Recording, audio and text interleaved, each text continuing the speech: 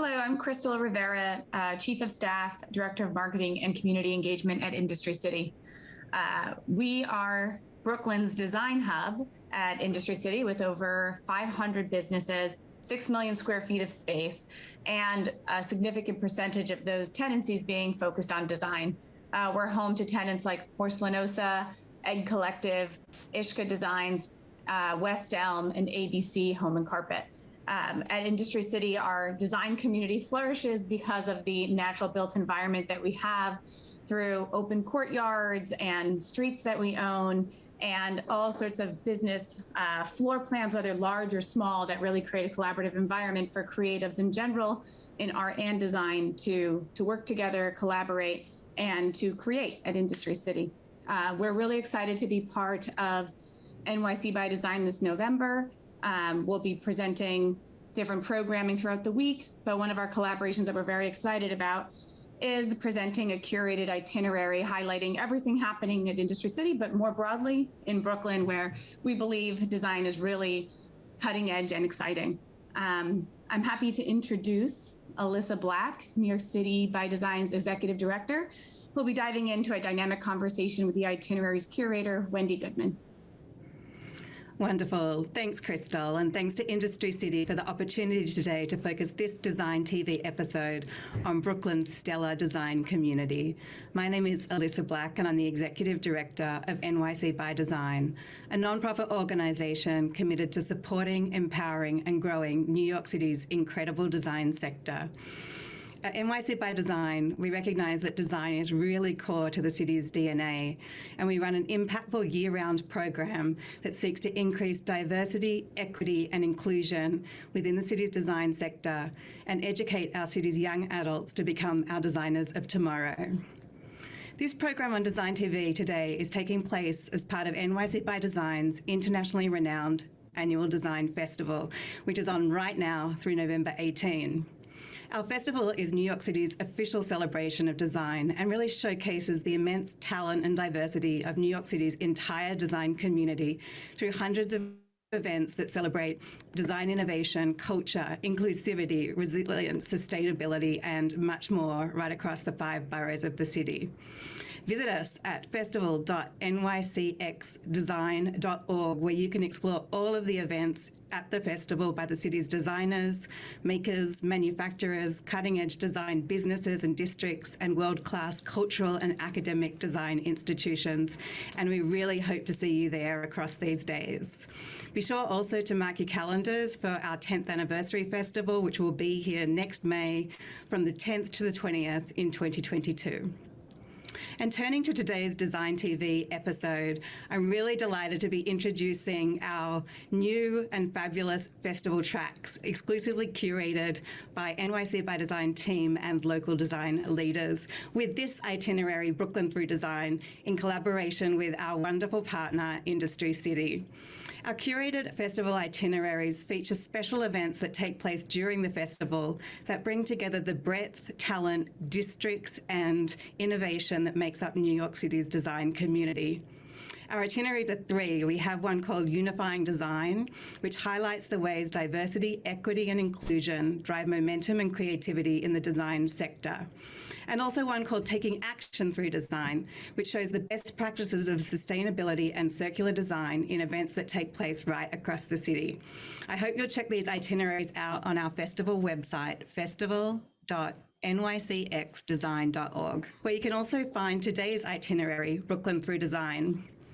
Really looking forward to bringing this to you. We have made this itinerary in collaboration with Wendy Goodman. Wendy has been the design editor at New York Magazine since 2007 and was previously the magazine's interior design editor from 1997 to 2007 and fashion editor from 1984 to 1989. As design editor, Wendy is responsible for New York Magazine's regular Great Room features and also produces the weekly online feature Design Hunting on Curbed. Wendy, who lives in the Village and was born and raised in New York, has had an extensive career writing about architecture, design, and fashion across New York City's most esteemed style publications, including Harper's Bazaar, House and Garden, and New York Times Magazine. Wendy, we're so excited to be exploring Brooklyn and all things design with you today. Thank you, Elissa. I'm absolutely thrilled to be here. Great. I wanted to start off with immersing us in Brooklyn for a moment together. Design in Brooklyn really mirrors the melting pot of all of the borough's nearly 3 million residents that speak as many as 200 different languages. And it's Brooklyn's multiculturalism that make it home to some of New York City's most vibrant design districts with inspiration and creativity at every corner. I wanted to ask you, how do you perceive that Brooklyn's persona is different from Manhattan and the other NYC boroughs? In particular, what's different about its design scene? Well, I think what really differentiates Brooklyn is its history and its architectural history, because what I find the most beautiful are the incredible industrial buildings.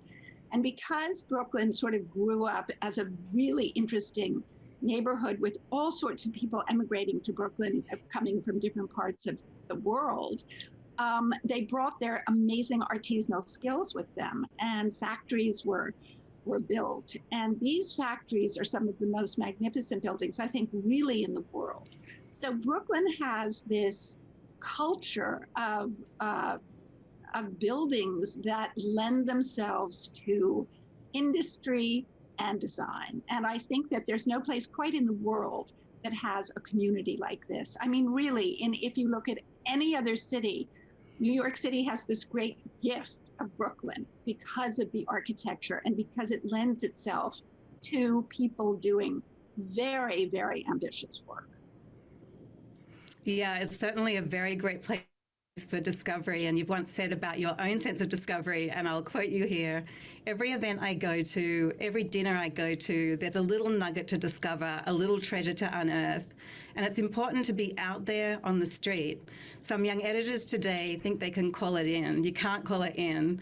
You have to go and see the space and understand the experience in the space. I go out on my own. I'm pouring my way through the subway. So I wonder if you've got some advice for our festival visitors about how can they channel your sense of discovery and best experience Brooklyn's design scene during NYC by Design's festival? Well, I think it's just what you're saying. I think I have this saying, curiosity will get you everywhere. And I think that really this is the time of year, the fantastic opportunity to explore and meet, especially meet and talk to designers and artisans. There's nothing more fascinating and exciting than talking to someone about what they're making, why they make it, what led them to do this business. And that conversation sparks so many inspirations inside people that they may not even know, things that they want to do or wish to do that they don't even know they want to do. So I think that, you know, for our viewers, for everyone who's able to join us, I think to be able to go and talk to people and not be on our Zooms and computers is so exciting. And is something that we really need right now, especially this whole regeneration of looking people in the eye, talking to them, and asking questions. Yeah, it's certainly the back to in-person and experiencing creativity firsthand that we hope to really highlight through the festival and also through this Brooklyn Through Design itinerary. While we were crafting the itinerary with you, we spoke about how design and designers across Brooklyn are really redefining and reinventing the use of space. And so as we put together this itinerary for you, what unites all of the events on the itinerary and really brings them together as an experience? Well, I think the diversity and the opportunity of all these different points of view are that is the unifying factor. As that might sound contradictory, but I think that the beauty of our city is its diversity and is the fact that we've got so many voices and so many languages contributing to this beautiful brew of a design culture. And I think that what unifies it is to be able to see how design links us to living better, how design links us to not just a better way of life, but a better way of navigating the life that we live, especially where we live it. And, you know, there's a lot said about the subway, but the subway for me is like the golden ticket in New York City. Like the subway allows us to go to those places on these itineraries and to, we've all got the Google Maps and all that. So all you have to do is get out of the subway and have fun taking the walk, seeing the neighborhood, exploring the shops, having a meal, having a coffee. I mean, it's just the most fun. It really is. Yeah, the subway is certainly the first thing I miss when I'm away from the city for a while, and the first thing I do when I get back is take that ride and really immerse yourself back into the energy of the city. So I hear you on that one. Yeah, it's we're so lucky to have it, and for all its problems, I just think it's the city's big living room. And again, I am taking the subway day in and day out, doing my job and scouting things and meeting people. And as much as I'm a born and raised New Yorker, I am constantly going, oh my gosh, I never knew about this street. I never knew about this area. It's really exciting. Well, certainly, again, that sense of discovery that I hope people have the curiosity and go out and take a look at some of these fabulous destinations on our Brooklyn Through Design itinerary. And I thought this was a good time where we could jump in deep and look in more detail at some of those. We've got a very exciting itinerary spanning street fairs to a tattoo parlor, community conversations on the future of public space in Brooklyn, outdoor design exhibitions in there, and ways to really reimagine Brooklyn space through design. So to our viewers, you can follow along the Brooklyn Through Design itinerary on our website, festival.NYCxDESIGN.org. And Wendy, why don't we jump right in together with Thrive Bed-Stuy Black Designers Fair with Hester Street. And this is a street fair that looks to amplify the work and the voices of Black business owners and designers working in all sorts of design, from graphic design to architecture, interior design, home goods, and more. And what was important to you in including this event in the itinerary?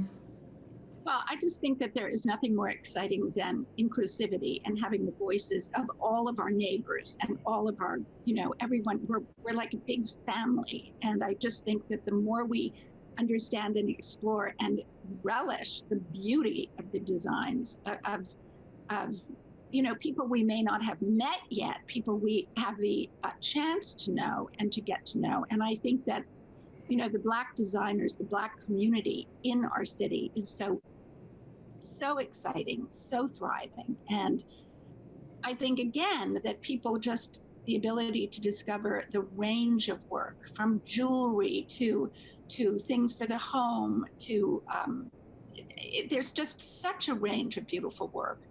And I think that it's probably one of the most exciting venues in the Brooklyn Designs. I agree. Beautiful. We'll now move to Otzi, which is a work of tattoo design by an artist, Nicole Wilson, and it's presented by art gallery Praise Shadows.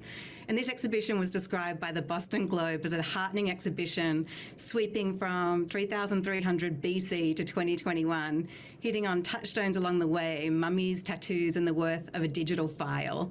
What spoke to you about this as a design experience?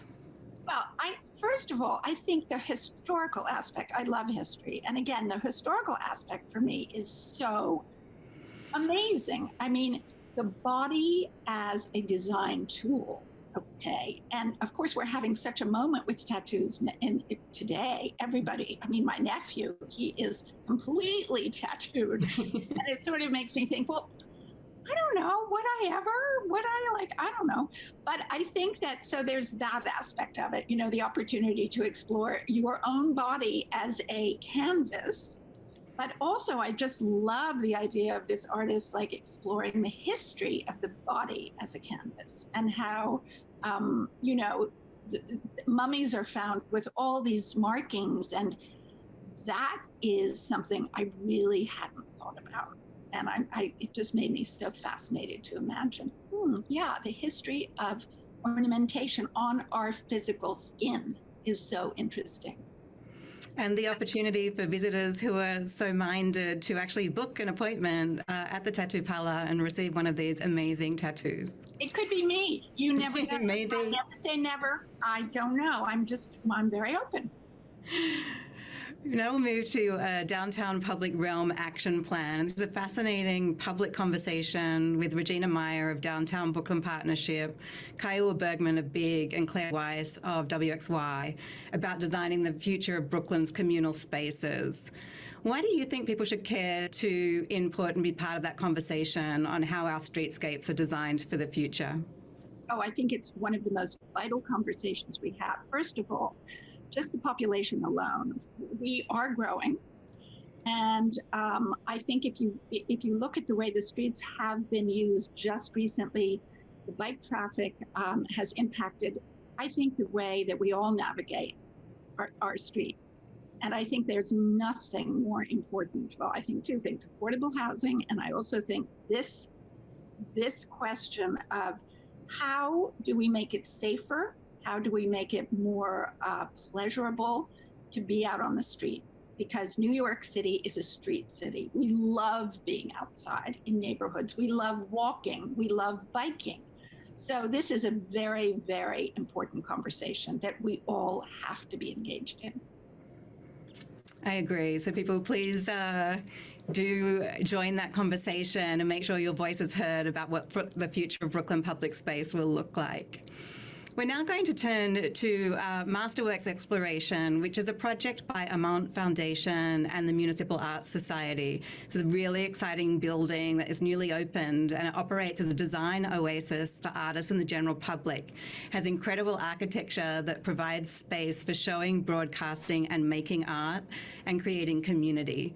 Wendy, I'm wondering your thoughts on what's important about having spaces like this that support creativity and create connection in New York City.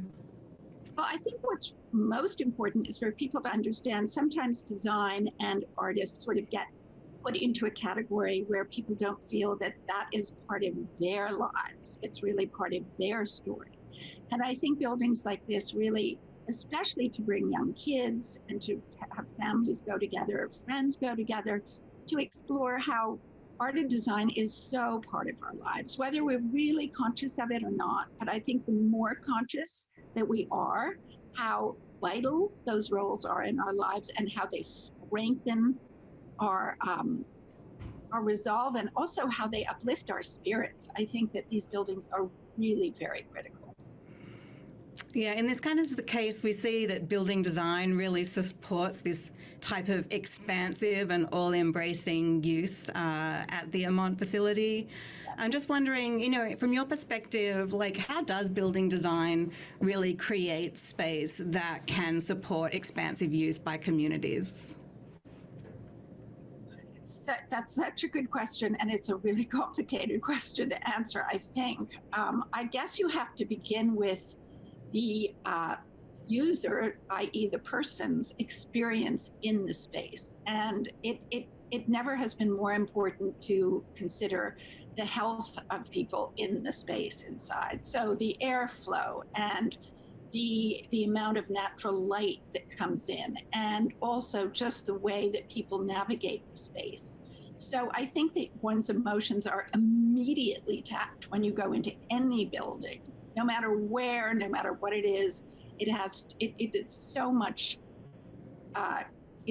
focused on how the light affects you. And again, I think that people may not be conscious of it, but subconsciously it's a massive emotional experience. So I just think that the more designers and architects are really focused on the experience of the individual and how they interact with groups of people and then on their own.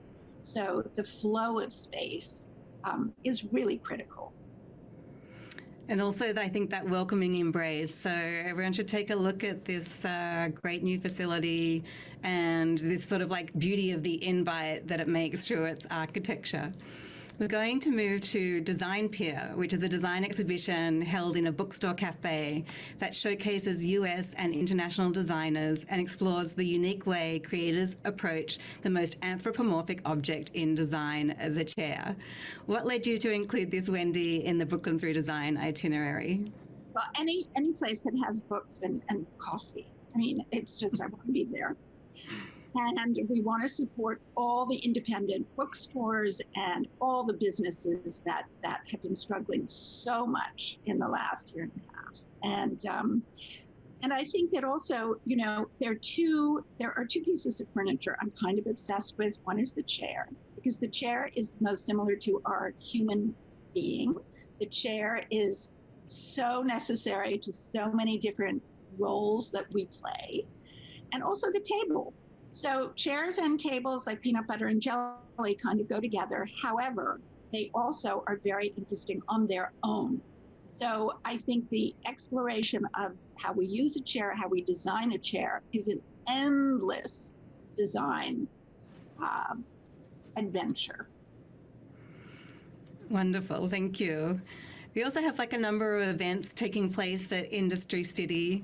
We have the Collision Project, which is a campus-wide exhibition of physical and digital installations that inspire co-creation across disciplines. And also New York City Jewelry Week, which takes place in the Makers Guild at Industry City. And this is a cultural platform dedicated to the celebration of jewelry.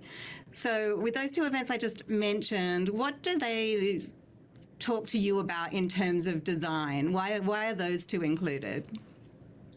Well, I think jewelry is just an ongoing absolute joy to explore. I mean, I love jewelry and I wear things all the time that some people say, well, you would only wear that to a fancy occasion. I think jewelry should be celebrated all the time, number one. And also, I think just the physical space of Industry City, the outdoor-indoor space, I think it is one of the most exciting spaces in the city. And you cannot go wrong going to Industry City and just exploring, no matter where you end up. So those two venues are fantastic.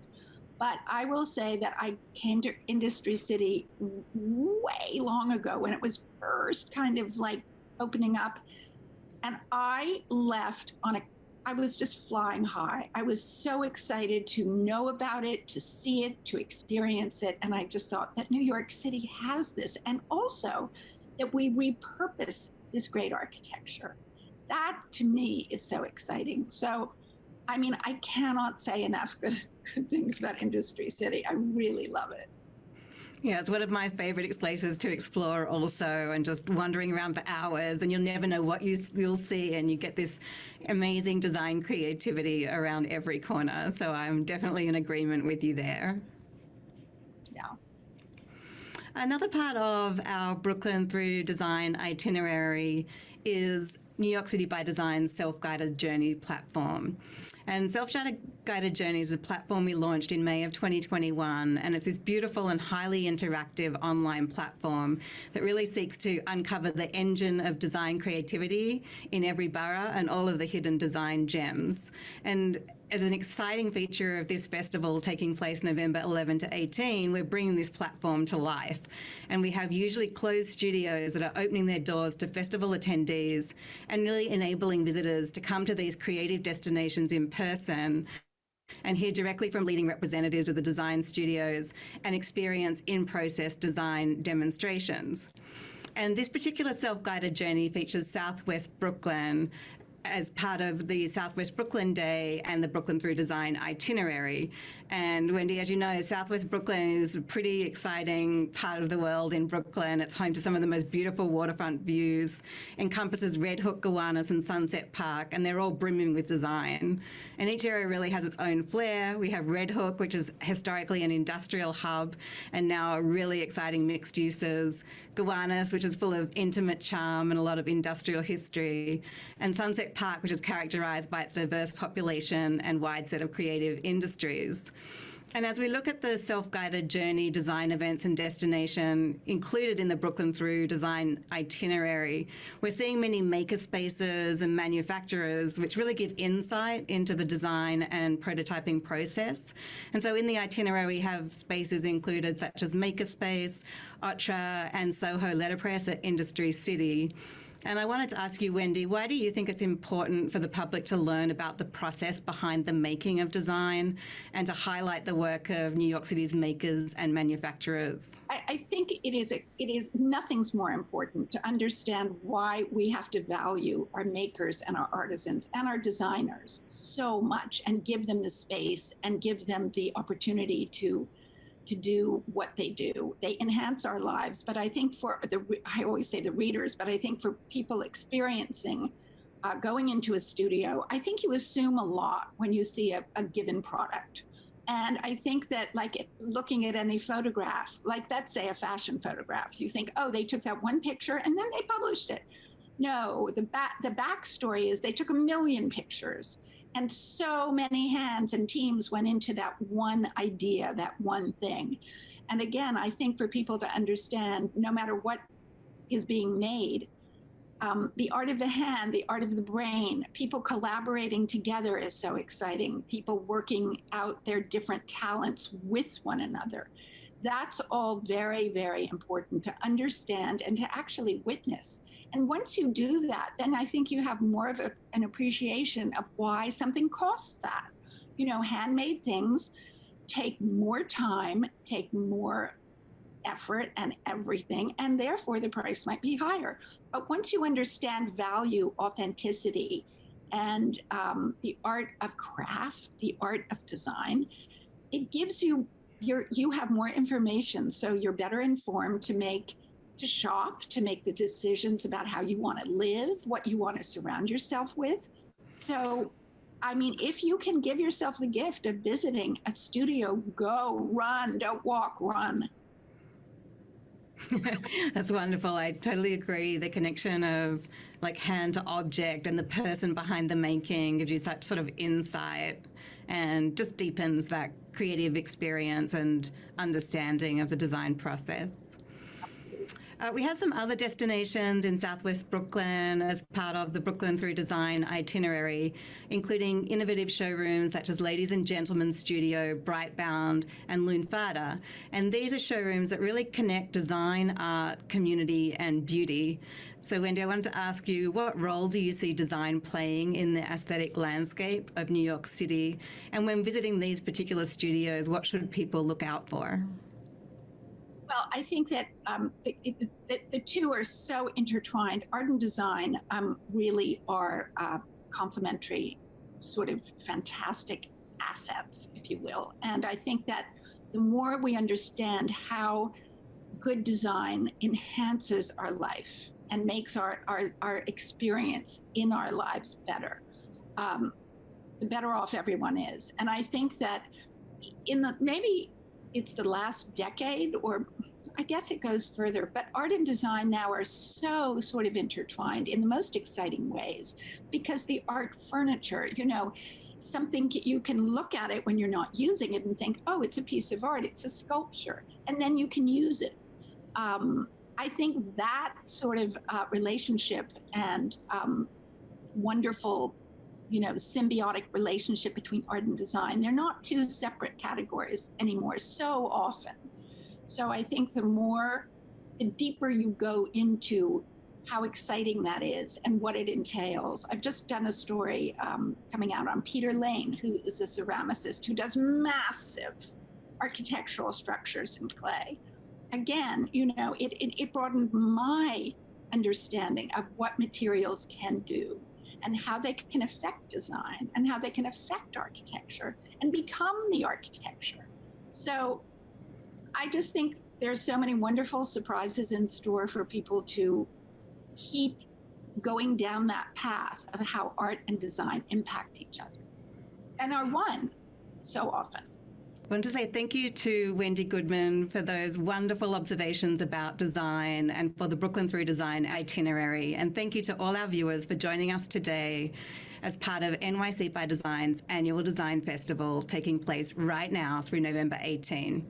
We'll hope you explore many of the events you've heard about today and also our other festival events, which can be found on our festival website at festival.nycxdesign.org. And I wanted to conclude with a thanks to the sponsors of our NYC by Design Festival, Industry City, SANDOW Design Group, New York City Economic Development Corporation, Caesarstone, Brooklyn Navy Yard and Glengarry. And thanks to the team at DesignTV by SANDOW for today's episode. And now some brief words from the sponsor of the Brooklyn Through Design itinerary, Industry City.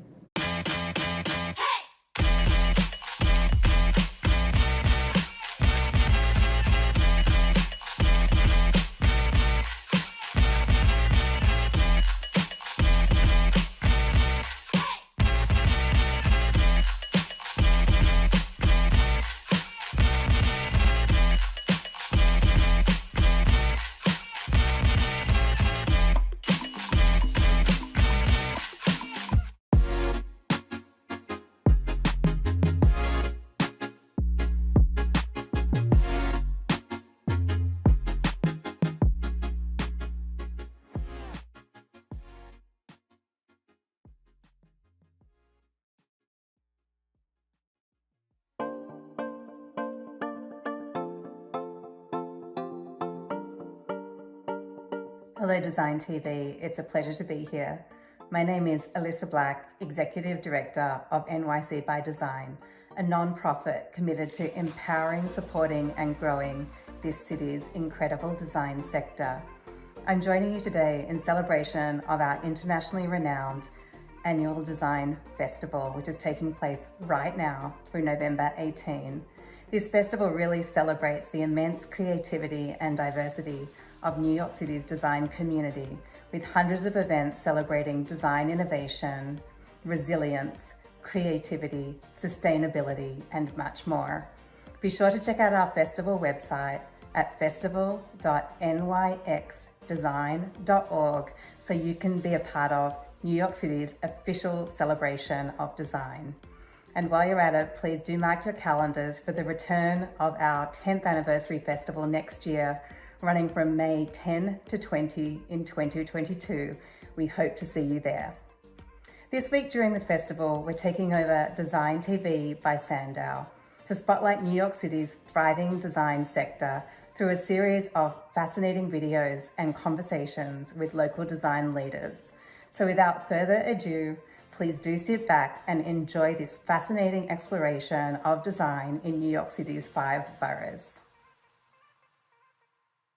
Hi everyone, I'm Valerie Hoffman, Program Director for NYC by Design.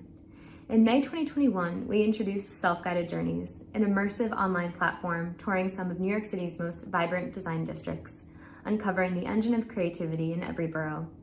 From hidden design gems to creative studios, cultural centers, talented local design studios, and one-of-a-kind architectural feats, you can visit Soho and Tribeca, Southwest Brooklyn, Long Island City, St. George, and the South Bronx at any time. We want to take you to some of these neighborhoods with us today.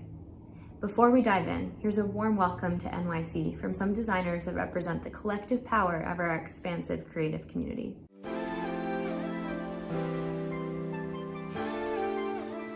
The activity of other creative people like doing their thing and trying to like make it happen, like that's home for me. We made it our duty to represent our people the right way. It's really about the diversity, it's really about the layers of history. I really appreciate this location, so many different cultures and so many different backgrounds. It's a really wide open, wacky range of individuals. There's such a cross-section of artists and designers and performers. It's hard not to be inspired by the architecture you're given as the basis of a lot of your design. Amazingly interesting New York bones that only could happen in New York. Design in New York City in one word: persistent. Vibrant. Forward. Eclectic. Fearless. Imagination. Bold. Cutting edge. Exciting. Fascinating. Progressive. Matrix. Stimulating. Resilient. True. It's what it is. It is only in New York City, so you already know. Real.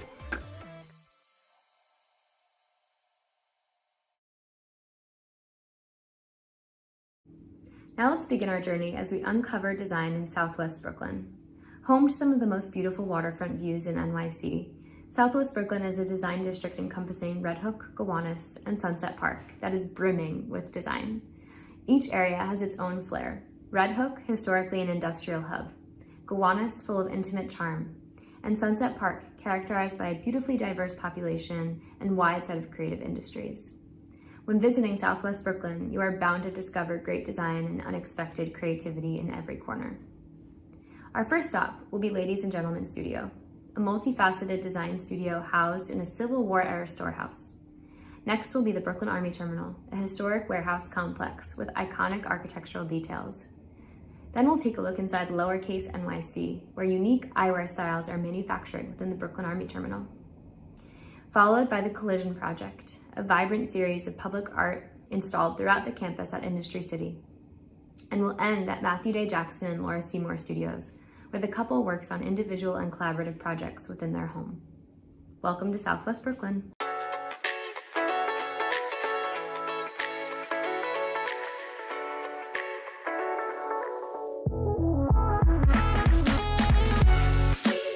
Drawn to the Red Hook creative community here. There's a lot of artists and designers and fabricators. We've had a lot of help along the way from people who have been here before us. It's been an awesome community to draw upon for that. There's some people in the building next door who are musicians, and they were playing the saxophone at like midnight. And I thought, you know, somebody in a suburb might complain about that. I think the one word that describes Red Hook. Industry City. The Brooklyn Army Terminal. Expansive. Evolving. Interconnected. Community. Inspiring. Neighborly. Dynamic. Approachable. Timeless.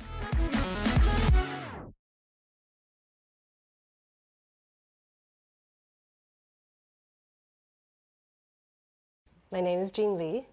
And I'm Dylan Davis, and we are Ladies and Gentlemen Studio, and we are here in Red Hook, Brooklyn.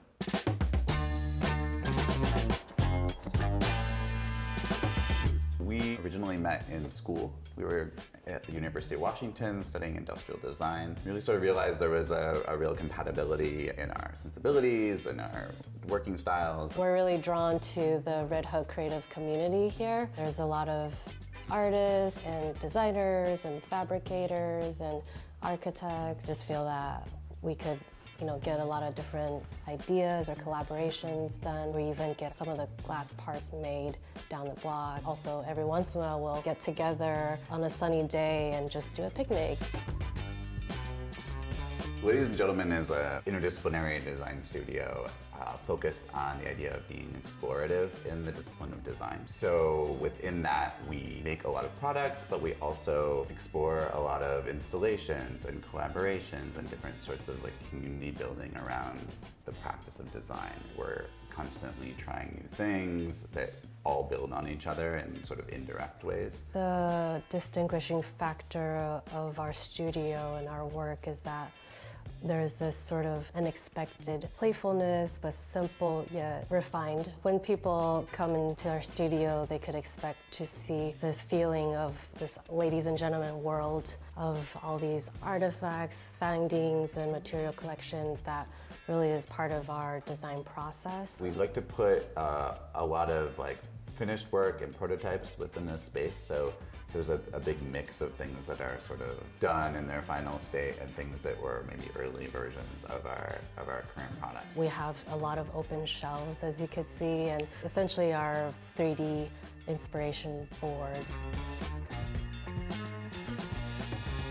Our studio's typical client is architects and designers. We sell a lot of lighting products. In ideal scenario, we're having this dialogue with these designers, and it's almost a collaboration in itself with our customers. People ask us what our style is, but it's less of a style, it's more of like approach of how we treat materials in a very respectful and thoughtful way.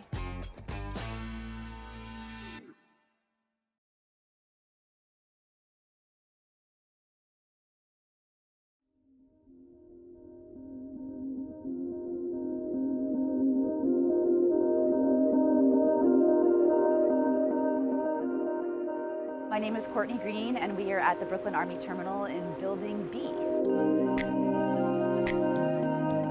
The The Brooklyn Army Terminal is approximately 4 million square feet of light manufacturing and industrial space in Brooklyn. The Brooklyn Army Terminal was built in 1918. It was primarily designed to be a huge repository of supplies for the military. The architect was Cass Gilbert, who is probably more famous for structures like the Woolworth Building in Manhattan. This was all poured in place reinforced concrete, which was unusual and made it very, very strong in terms of how many supplies could be stored on each floor.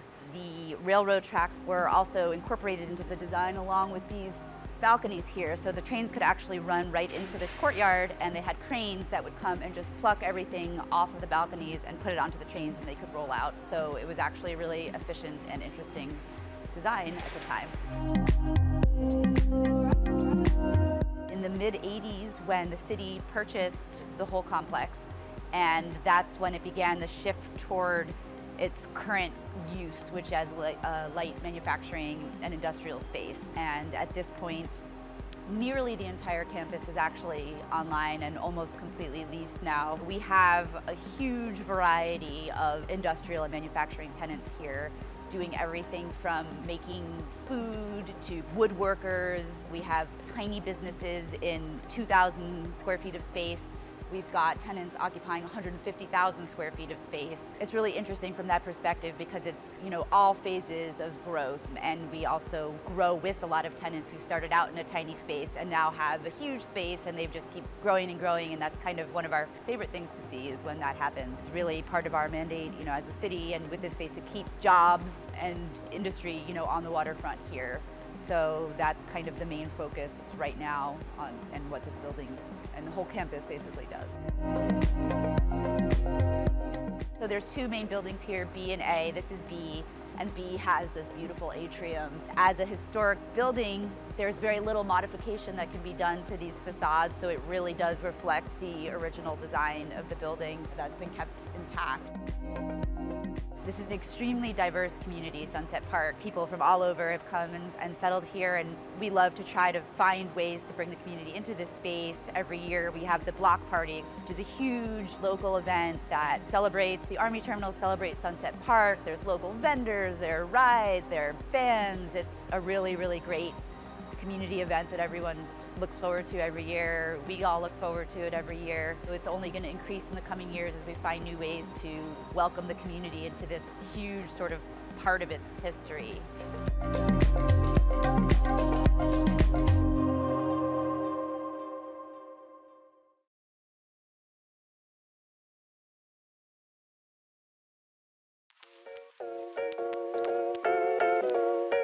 I'm Brian Valerio, and we are at the Lowercase Factory, an eyewear design and manufacturing brand located in the Brooklyn Army Terminal.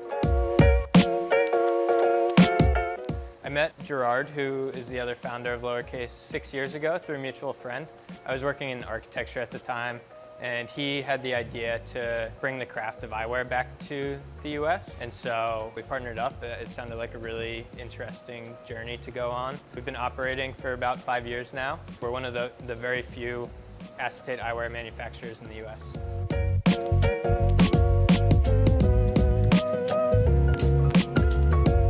We work with the material called acetate, so we import the raw material from Italy and Japan, and then we use CNC machines to cut those sheets into the glasses. We use a tumbling finish process that takes 4 days, and then it's a lot of handwork and really fine craftsmanship before they're assembled, and we use Carl Zeiss lenses for our sunglasses, packed and shipped here, and yeah, start to finish from sheets of plastic to finished glasses. Our space at the Army Terminal is the first space we moved into. It was actually the first space we looked at. I think coming from like an architecture background, the building that we're in was designed by Cass Gilbert. It's an unbelievable space, and so it's honestly just inspiring to like walk through the atrium space in here every morning. Also, just the community in here is quite amazing. We've had a lot of help along the way from people who have been here before us and have a lot of skills in manufacturing within the business, so it's been an awesome community to draw upon for that. And then in terms of design, there's also just like so many cool small designers that are working in this neighborhood. I feel like every week we're finding someone else new who's doing something really cool and that we're able to connect with and work with. It's really collaborative in that sense.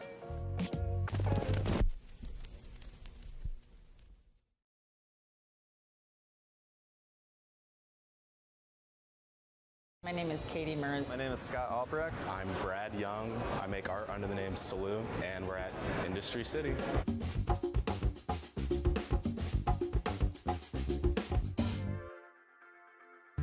This project is kind of reflective of Industry City. It's a distillation of math and industry. I grew up in Brooklyn. My work started kind of traced back to where I used to chalk draw on streets when I was a kid, which I then took the work that I did growing up and translated that to the outside of architecture. I found out when I started working here that my grandpa actually was a ship welder down here in the 30s and 40s. Everyone worked with their hands back then. All the manufacturing down here was really fascinating. I just thought that this would be an homage to the making of things with your hand. And I think what's happened to Industry City that I find so fantastic is that it's reflecting every time I get a coffee or I go here, I just stop and I look at what somebody's done on a wall or what they've done in the courtyards. So it slows down time in a way. I opened up a gallery with my friends straight out of college. Just been doing art shows and, just trying to put my art out there. Where I'm from, it's a lot more old school thought, but this place is very much modern focused, so it's nice for me. I was told to do a mural that kind of encompassed my thoughts of 2020. I was very much indoors last year and I wanted to do something that kind of represented staying inside but also wanting to get outside. The piece is two people together, kind of isolating themselves but also seeing all the craziness outside. Something that defines my work is big smiles in my characters. I like to exaggerate the emotions that they have and have like a lot of colors that reflect that. It's nice to take my small stuff and blow it up to big scale. I think it works.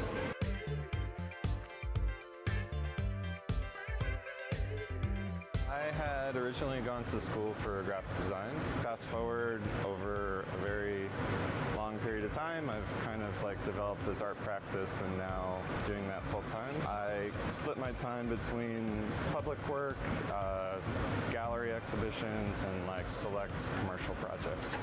Site-specific pieces for Industry City. The two companion pieces on either side of the courtyard. One piece is titled A Space to Wander, and then the other piece is titled In This Moment. And the inspiration for The Space to Wander is meant to be a nod to a very large, sprawling campus where you can kind of walk around, find new businesses, new art. And In This Moment is kind of a reference to the courtyard element where you can kind of sit and pause. Industry City has a way of kind of pulling those together in a really nice way.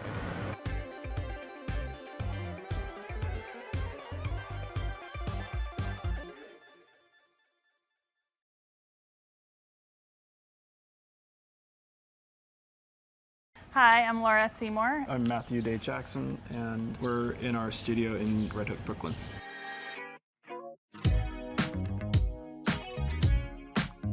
I started with event planning and event design, and then I went into fashion design, and now I do ceramics. I've been doing it for about a decade. It sort of has evolved into a solution. I'm always thinking about what is it that we need and how can we make it interesting and how can we then put that out in the world, and it's inspirational. It makes for interesting product design. I've been a practicing artist for 20 years. I moved to New York because I thought that was a place that you could be whoever you wanted to be. I was right in that estimation. My crashing into design, necessity breeds invention. And early on, I was making furniture just simply because I didn't have any money and we needed a table, or I wanted a chair for the studio, or this, that, or the other. And it turned into, a fairly rigorous activity and something that I enjoyed a lot. Kind of like a break from sculpture, not in that it was easier, but rather that I could practice utility rather than thinking about meaning. Just being around, you see creative uses of space everywhere. There's some people in the building next door who were musicians and they were playing the saxophone at midnight, and I thought, somebody in a suburb might complain about that. It felt really exciting and inspirational, and there's such a cross-section of artists and designers and performers. The activity of other creative people doing their thing and trying to make it happen, that's home for me.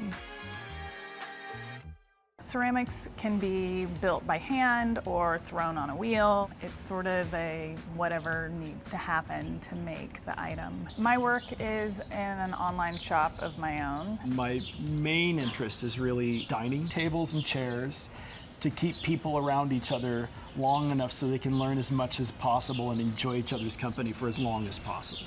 My relationship with Future Perfect is pretty new. There's a company in Finland that I work with called Made by Choice. I think that in general, as artists and designers, I think that what we do, we're constantly building upon our sort of forebearers. My job is to pay the best attention that I can to my experiences as I'm having them.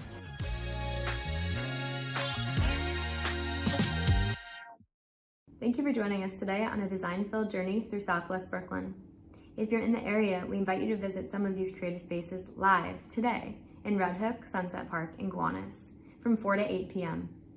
You're invited to visit select destinations to hear from the leading voices behind the studios, landmarks, and institutions, and you may even get to experience in-process design demonstrations.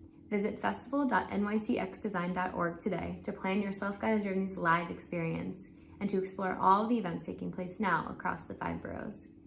And a big thank you to our partners, sponsors, event organizers, and attendees for making this edition of the festival a success.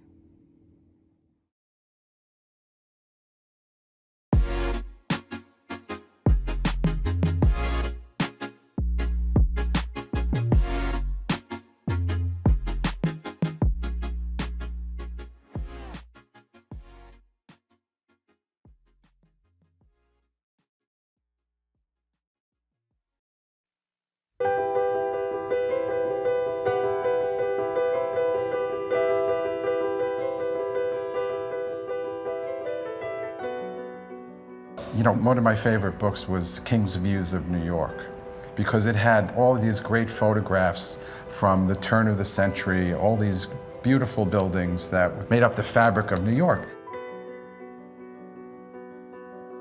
I noticed this building from when I was in college, and I noticed that it had domes on the top of the towers. It was built in 1893, I think it was, as a department store, the U. O'Neill department store. So I was curious as to what happened to the domes. You know, then it turns out we were asked to work on the design of this building. But it's a very sensitive thing when you're doing additions in landmark districts. But I said, I think that if we put back these domes, I think everybody will be so thrilled that they'll let us put as much floor area on as we can. I will never forget the 2 domes came to New York from Long Island on a flatbed truck. They closed down all the traffic on 6th Avenue, and they let us sit on the roof of the building as these domes came up. It was on the front page of the New York Times. It was on a Saturday. And I just felt that how extraordinary our profession is, that we can be giving the city back something that it had lost. And those domes are just magnificent. Hugh O'Neill is thanking you from the heavens, that's for sure. We do a lot of urban architecture, and the urban fabric is really very important to us. For the context, it's, you know, you look at buildings and you look at their fabric, you look at their massing, you look, you know, and you try to borrow from that and integrate it into a new language. People identify with the building that they live in. So we've always wanted to create homes that are unique and inspiring and really elevate that building type.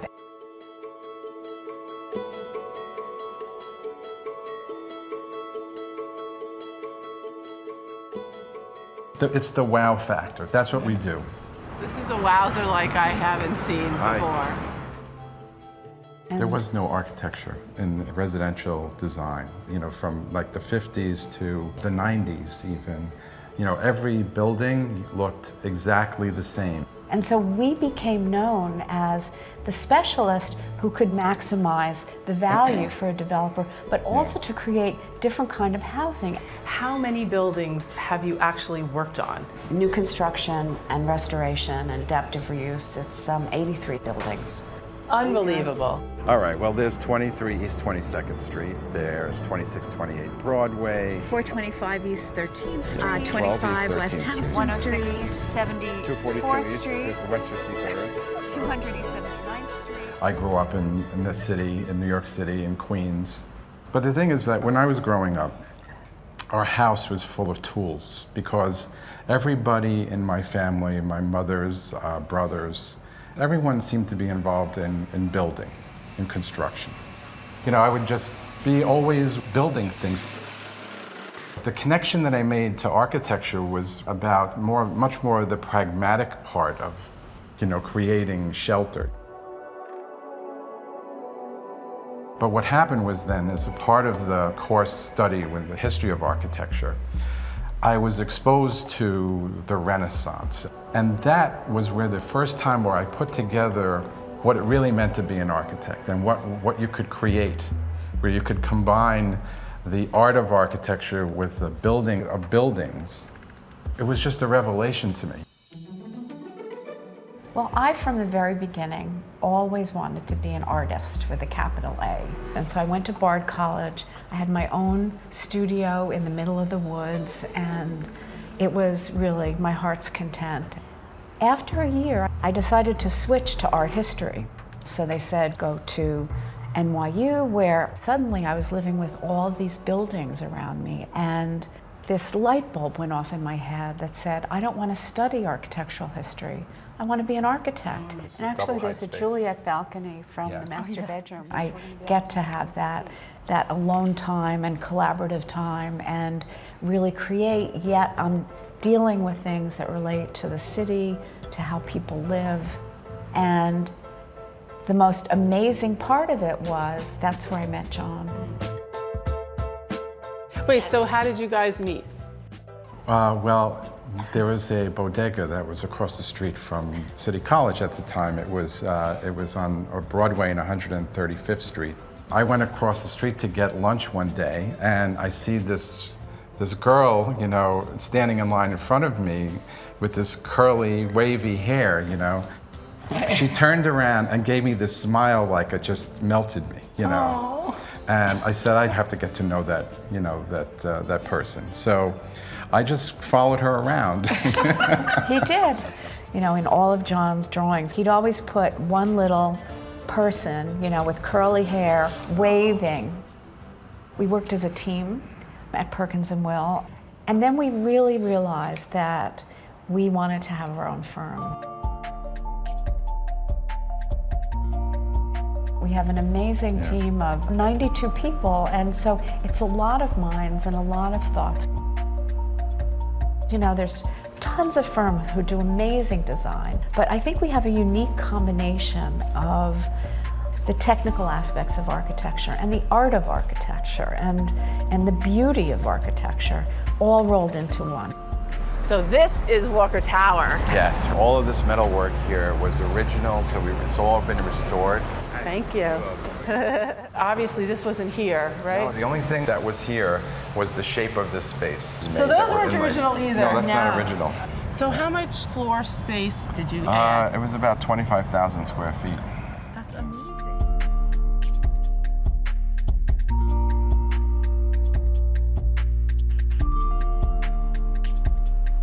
It's so characteristic of a 1930s building. That's Ralph? Yeah. Part of the pride that we have with that building is that people look at it and they don't know exactly what Ralph did and what CetraRuddy did. We started looking at the urban context, and it was the era when adaptive reuse really started, and we became experts in it. So we really studied these great turn-of-the-century buildings, and we learned how to build a better mousetrap. It's not just preservation, but it's also looking at these buildings to see what we can do to enhance them. You can bring something back, you can reinterpret. And we're always looking to find those special things that add value and delight. No developer will ever just let you use the most expensive material. You know, it has to feel right. And I will fight for things. So the word luxury, you know, when people say, because a lot of the projects people know about us are luxury, and they are, and we do luxury really well. Luxury to us is about craft. You know, in the end, people really appreciate that kind of concern about how they live. In looking at our work for the last 30 years, I really believe because of our commitment to housing, we have taken the typology and moved it from a very utilitarian building type to something that can create inspiration and excitement and community. One of the uniquenesses of Lincoln Square Synagogue is the whole building is about translucency, transparency, and interweaving of the private and the reaching out to a community.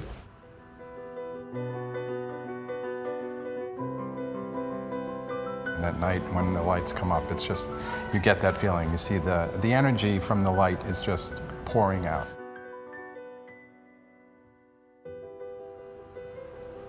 John and I have such similar priorities about what a space or what a building should be.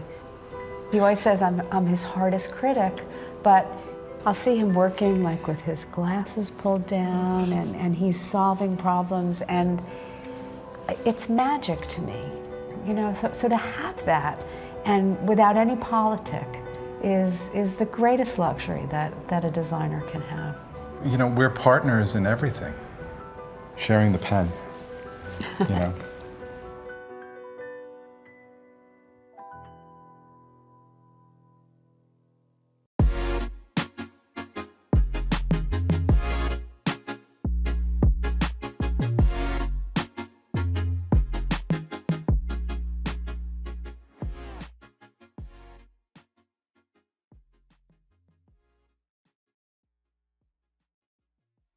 Hi, I'm Pam Jaccarino, Editor-in-Chief of Luxe Interiors Design. I recently had the pleasure of sitting down with Ashley Longshore. She's a force of nature, a superstar, an internationally renowned artist, beloved for her highly collectible paintings and brand collaborations in the world of fashion and luxury goods.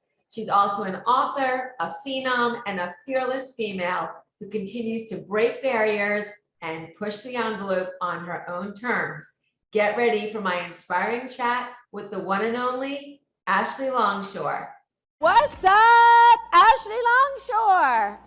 Thank you so much to you guys and to ADAC, and I am just heartbroken that I'm not there in person right now, but I have this huge show in San Francisco with Ken Folk, and the hurricane just put us back 3 weeks, and thank goodness for this technology, because I'm just so happy to be here with y'all today. Well, we're feeling the love through the screens, and wishing you guys all the best in New Orleans. Thank you. Yeah. Balloons! Ah! I want to wear them on my head. I want to motorboat them. I love them. We had to make an Ashley Longshore dance party music. We've got Ashley Longshore, you know, we've got the glasses. Ashley, I just want to, let me put them on. I'll have to take them off so I can read. I was also handed a slightly rosé all day with a little sort of like semi-naked man. So there we go. Oh, you're right. Better than I am. Anyway, let's get into it, Ashley Longshore. You were raised in Montgomery, Alabama, in a conservative household where you were advised the following: be skinny, marry a rich man, and don't cause trouble. So well, that is the truth, and I have actually I haven't done any of those things. I am 100% me, and skinny is not one of them. I love cursing more than life itself. I decided to take my own path and make my own money so I could marry someone that I actually love. Growing up in the conservative town of Montgomery, Alabama was interesting, but I'm super grateful for it because it really pushed me to be the woman that I am today. I always felt like a big weirdo. I always kind of felt like I didn't fit in. And I didn't fit in. I just wanted more. I wanted more for myself. So I started on that path of wildness, and I went to Montana, and I lived in Providence, Rhode Island, and I started my creative journey, and I wouldn't change a damn thing. Yeah, it's so interesting because in some ways that strict sort of upbringing, you know, you rebelled in your way and became who you are today because of that, of those rules that they wanted for you. So it's kind of interesting. Yeah. That being said, though, I'm really grateful to be from the South because as much as I know how to party and spew expletives, I also know how to polish up and use good manners. And I think being Southern, I learned a lot about being gracious, and that is a very endearing quality of Southerners. Not that Northerners don't have that too, but I just think it's very ingrained in our society. So, you know, I'm very grateful for that. Great. So, Ashley, I want to talk about, you know, many of us in this room are creatives. We're artists, we're designers, we're editors, and we make things and we put them out into the world. And artists, as you like to say, and I agree, are particularly sensitive souls. I want you to share some of the Ashley Longshore wisdom of how did you deal with rejection early on? You know, people told you when you started, you know, you're not marketable. You know, I think a lot of people here, you know, in the audience are putting out design and people are being critiqued. What do you do when you hear no? And what did you do when you heard, you know, you're not marketable? Well, you know, first of all, a good no should make you mad in a good way and get you really fired up and ready to go out and find the yes. There are billions of people on this planet. So just because you get a no from a few people or a few people that don't necessarily like what you're doing, you know, as far as the number games go, you don't need to be concerned about that. You've got to find your audience. And I think at the beginning of putting yourself out there, of finding who your audience is, really going out there and narrowing that down and finding the people that really relate to you, that love your design aesthetic, that love your use of color, that love that different spark, that thing about you that may be weird and different, but ends up being like your signature thing. I think you really have to embrace that. As far as, you know, the beginning of my career, when I was told I wasn't marketable, that just pissed me off enough to say, well, screw galleries, I'm going to open up my own gallery. And that was a good thing. Certainly not the easiest road, but definitely the better road for long term, because I know who my clientele is. I've got an incredible team, and I can kind of control what I'm putting out there. Yeah, that's great. And not to mention not giving up 50%. Right. We're gonna talk. I have a little bit of a gallery / designer direct question for you in a bit. By the way, look, there's a lot of artists out there and people out there that would not want to do all the things that I do every day, and that might very well be worth 50%. That is such a personal decision. I just like knowing for artists and creatives there is the option to do it on your own and keep that revenue. Right. It's just, you know, it's the work that comes with that as well if you want to go that route, for sure. Yeah. So, you know, confidence and a belief that you have a voice is something integral to who you are as an artist, as a woman, and as an entrepreneur. How do you continue? We all follow you on your social media, and you're, you know, I've listened to, I think, every podcast you've ever done. As an editor and an artist myself, you're an incredible inspiration. Talk about how you continue to be positive and confident. And I wrote this a long time ago. I said, particularly on days when everything is going to hell in a handbasket. And you know, you've just had that with Ida come through, right? So how do you take adversity and your day-to-day and just keep your outlook, you know, at a very high positive level?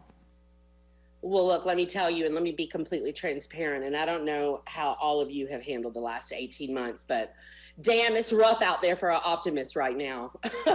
It's really rough times for an optimist. You know, I think like if I have to really spell it out, for example, when Ida blew through, I lost like 30 trees out here, and one of them was this massive oak tree. Oh my God. Little raccoons lived in it. I loved it so much. There were bird nests, and it fell, and it's dead. But you know what it did? There's a huge tulip magnolia tree, which is actually my favorite tree, that could never get taller, because of the shade from that oak. So you know what, that oak, we said goodbye, and now we've got all this room for something else to blossom. Yeah. So I think what I'm trying to get at is, when we get to the end of a day and we've had adversity, we've had, tough things going on, I think what we have to do in our own brain is say, okay, what was the good part about today? We've got to focus about, I could tell you all the shitty things that happened this morning, or I can tell you all the great stuff. I woke up late, I'm starving, I burned up my oatmeal, or I can say, I got to put on something fancy and colorful and I get to meet all of you guys. Like, I want to stay with that. And I know it's hard right now with this pandemic and everything going on. I mean, y'all are back at ADAC and you're all in person again for the first time. And we miss that. We crave that. We've got to stick to that. Everything's going to be okay optimism. It's more important now than ever. You have to have a really wonderful inner monologue now more than ever out there in your business, with your art, with your creativity. Tell yourself the reasons why you can do this, not the reasons why you can't. That negativity, it takes one little fart to stink up a whole airplane. Don't let those bad thoughts get in there and taint your ride. Don't do it. Oh boy, I love it. So you are a self-taught artist who is gone with your gut, and your art celebrates and satirizes pop culture, feminism, consumerism, and many things. Your Audrey Hepburns, your Frida Kahlos, your Ruth Bader Ginsburg, and so many other series are legendary and have become incredible collector's items. Talk a little bit about your art and the joy that you feel in when you're making it, and sort of where your ideas come from. Well, the women that you mentioned in particular, for me, I've painted those series for a very long time. And I paint them in between other series that I do, because I'm an absolute nutball, and I wake up terrified that I don't have enough art, that I don't have enough time. So even when I don't have like a big new idea like I do for the series behind me over here, I paint Audrey, I paint Frida, I paint RBG, I paint Maya Angelou, I paint incredible women as much as I can, because to me, and again, I'm a weird artist, but I'm being honest with y'all, and you gotta love me or leave me. When I have these big images around me, it's like when I'm with all my best friends, they make me fearless. I look at these iconic women and what they've overcome and their beauty. Also, and lots of people paint these figures and they celebrate them worldwide, but it's really, for me as a pop artist, there's something comforting about the familiar around me. So like, there've been times when I'm like, you know what, I'm just gonna paint some random person out of my head. And it feels very foreign to me. I don't like it. There's something about taking someone that we're familiar with and me creating it and making it huge in my own way that's very comforting. I know that's weird, but like, I just figured that out not too long ago about myself. But I think we can all relate to those women too. They stand for something, and I think that your collectors respond to that as well, and to your energy. Yeah, I mean, that's the other thing, like color. There's something in our society where like the minute you graduate from college, oh my God, my color palette's supposed to be grayish, beige, and gold. I mean, I have rainbow steps in my house. I've got a hot pink lacquered parlor with an Hermes orange ceiling. I've got my art collection everywhere. I mean, yes, most people would come in and go, we need to call a doctor. You need help. This is crazy. But like, there's something very stimulating about color to me. I feel a certain way, like, red and pink together. Like I have a reaction to that. Not to say, because my bedroom is white and black. I wake up in very like neutral colors and I go to bed like that. Then I walk out of my room and it's like, I've got all these figurative paintings that I've collected and sculptures, and I just feel inspired and I feel sparked. That's why I also think, regardless of what creative industry you're in, curating your own nest, and of course I'm speaking to a bunch of designers, but having your environment in a certain way that makes you feel inspired and happy, and that really sparks optimism, faith, hopefulness. these are little things you can do. I mean, and when I didn't have 2 nickels to rub together, I used to buy myself little bunches of flowers at the grocery store, and those little flowers gave me all the hope in the world, you know? And you know, you for all the homes that, you know, we publish, you know, you hope that it fulfills the homeowner's soul, that it's not, you know, designed to make an impression for someone else, right? At the end of the day, you know, it has to be a source of comfort and joy for you. So I'm so glad. I was interested what your home was like. I was going to ask you what your home was like. And I think it's interesting, Ashley, that you're waking up and going to sleep in more of a calming space. A lot of artists that love color, their houses are white because they need that sort of moment to themselves. So that's kind of interesting.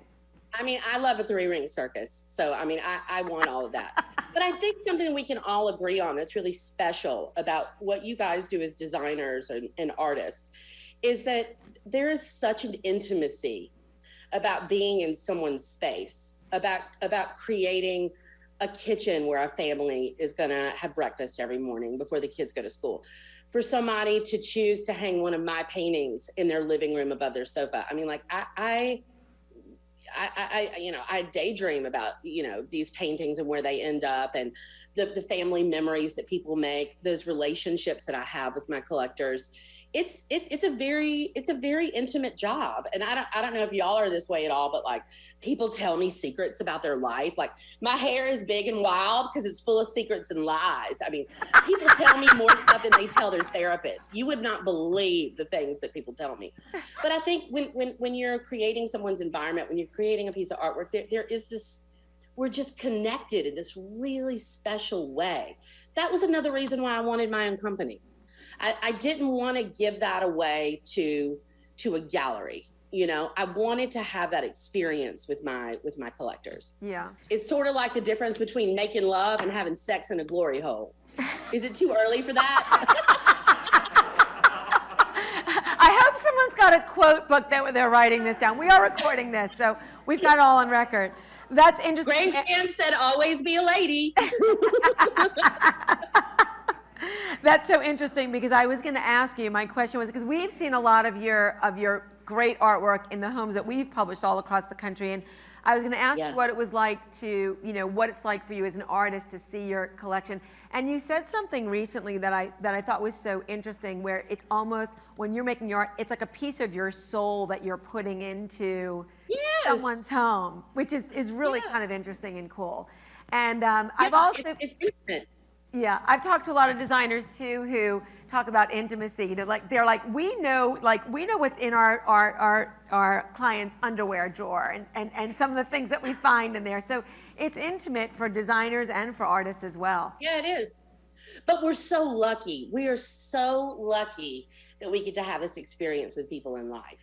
You know, not that lawyers are unlucky or CPAs are unlucky, but I just feel like we really get to experience, you know, these different ways that people are living their lives and what makes them happy. And, you know, we got to celebrate that again now more than ever, because I know we've all missed that connectivity. What I'm trying to say is we're super special people, and everybody needs to own up to that.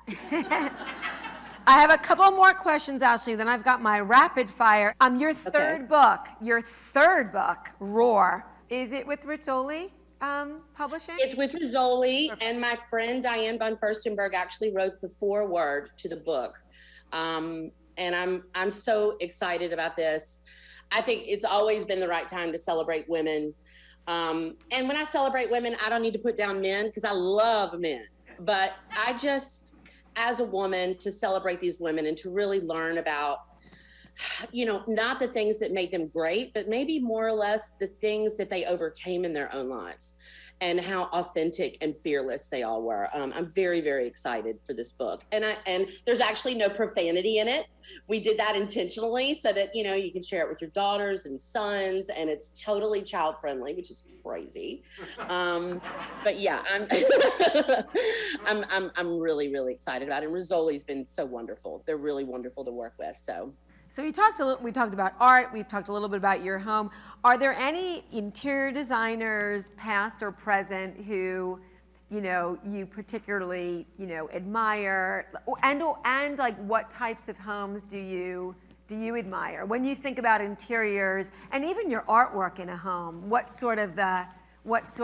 give us what goes on in your mind. Well, I mean, I'm going to be honest with you. I'm not the kind of person that is critical of artists or designers or things that may not necessarily be my aesthetic. So, I'm excited for anybody brave enough to want to decorate a room.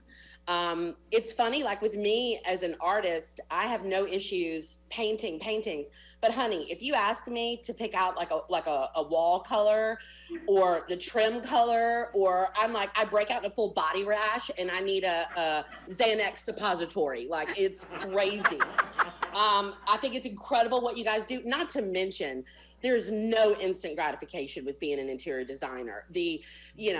Having to do drapes, workroom slowdowns, waiting for things to get here from Europe. I mean, I don't know how y'all do it. I have so much respect for you, period. I could not do it. What was the initial question? It doesn't matter. Whatever you say, it's like pearls of Ashley Longshore wisdom. Look, I love contemporary as much as I love, French country. I think people are creating a mood. So, we're always in different moods. And I'm at the point in my life where I went from like decorating my first house to now I'm in a completely different vibe. Right. And I remember my decorator, Gwen Driscoll, was like, you just wait. 6 or 7 years from now, you may not want rainbow steps. You may not want, harem lighting, Moroccan lighting, in your living room, which I still love that a lot. Now I'm more into these crystals and horse skeletons and curiosities and bugs and, but that's also because I'm living on a farm.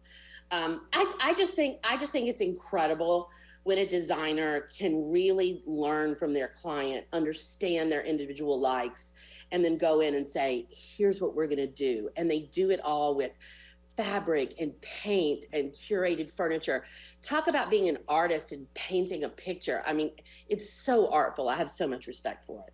So Ashley, you've got some paintings there. I know you've got a new, I saw on your social media, which I love, the whole TV dinner series, right? It's just like, I'm not at the Met Ball, I'm having a TV dinner, which is like reality for so many. No, it's called Still Happy. It's called Still Happy. So I don't know if you guys can see back here. Yeah, there's a TV dinner. Tell us about what we're seeing in your background there, because we just. And it says they were at the Met Ball. I was eating a TV dinner naked on my sofa. Okay, well, who's winning? Who's winning, really? I mean, who wants to put on all those Spanx and walk around in high heels and be a lady for that long, And then this one says they were on a yacht in Italy. I got lice at Six Flags in the Valley, still happy. This series is really about my gratitude of getting through what we've been through so far in the last 18 months emotionally. It's like, okay, everything comes up on social media and people are at events and it's Fashion Week and it's Met Ball and everybody's on a yacht in Italy. And I'm like, oh my God, but you know what? I'm really happy to be where I am right now. I'm okay right here, right now. So it's called Still Happy. Oh, we have applause. We have applause for this. Yes, my God. Maybe I just want to eat some barbecue chicken, with clothes on out on my porch, for God's sake. I just want to say one thing about this. I have to make a comment about this because I know there's been a lot in the news recently of social media and the pressure for teenage women. And I wanted to say, this speaks to that, right? This speaks to, it looks like everyone's having a great time. I'm home, just whatever, in my t-shirt and shorts, and that's okay. So yes. I love that, right? It's just appreciate where you are and don't compare and what have you. So I love that. Yeah, I mean, look, we have so much pressure on us. We have so much pressure on us. And we've got to get to the point where we're like, damn, we are awesome. We're okay. We don't have to be at every event. We're doing the best that we can. We look hot. Somebody thinks we're hot. I mean, I wear a necklace that says I would fuck me, guys. I know it's early for profanity, but she's going to ask me what my favorite word is, and that's it. Okay. Like we got to celebrate those little things. And I think, is that the beginning of joy? Isn't that what we're all looking for? Is some damn joy? Yeah. We want joy, damn it. Right. Right. That, I had that earlier, that you have such a great attitude of, you've said everyone should adopt a celebrate every little thing mentality, right? And that's what you do every day and what your art, I think, is about too, in this series in particular. So we love that. But you know what?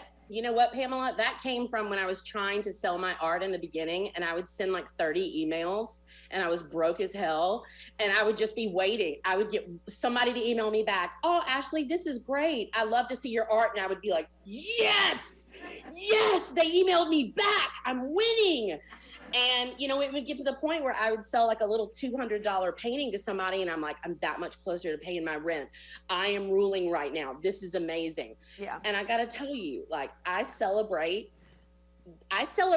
those sales of $200 as much as I celebrate sales now to somebody that I have to call her excellency. Yeah. I mean, it's about celebrating all of that little stuff. And then even if it, I'm getting in my car and I'm driving to an appointment and I'm doing the very best that I can. We got to do the best we can, and then we celebrate that. Yeah, no, that's wonderful, because some days it's tough, and you have like you said, you have a choice. You can either, like as you said at the beginning, you either can tell us that your oatmeal burned this morning, or that you're happy that you're here, and so I love that. Okay, so we're going to do we're going to do this. Here's the next agenda item: couple rapid fires. Then I have to ask you about what you're doing with our great friend Ken Folk. And I love it. I think we're gonna, at the end, I'm gonna propose that we all do a little bit of dance party moves, if that works. Oh, right? we could do dance party, or we could do screaming therapy. You guys decide. Oh, someone said both. So let's do both. We're gonna do both. We're doing both at ADAC here today, if that's okay with you. Yeah, I say we do it. Let's get them talking, guys. I agree. Let's get it. Let's do it. Okay. Rapid fire with Ashley Longshore. Here we go. Ashley Longshore, what is your favorite word? Yes. What is your least favorite word? No. What turns you on creatively, spiritually, or emotionally? I find enthusiasm to be extremely orgasmic. What turns you off? Negativity, mean people, negativity. I think we may already know the answer to this, but Ashley Longshore, what is your favorite curse word?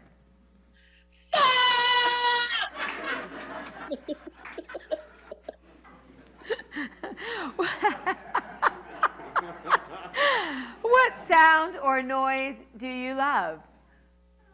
I love people laughing. I love when somebody has such like a big rolling laugh. Like, when you're in a restaurant or something and other people are like, oh, that laugh. I get so tickled by it, and then I start laughing. We actually, sometimes on my team, we pull up YouTube videos of people laughing, and then we all just start belly laughing, and it's well, we look like a bunch of crazy people, but that's what we like. What sound or noise do you not like? I hate a blower. I can't stand a leaf blower. Like, I can't stand it. I can't. If I ever murder somebody, it'll be a leaf blower. You guys heard it here. I'm confessing. If I ever disappear and somebody in the neighborhood is dead and they were a leaf blower, I totally did it. I think you should do. I'm just putting it out there into the universe, Ashley, that I can see a leaf blower series coming forth from you of paintings. That's all. Maybe. I don't know if you want like a knife in there. That would be a little violent for you.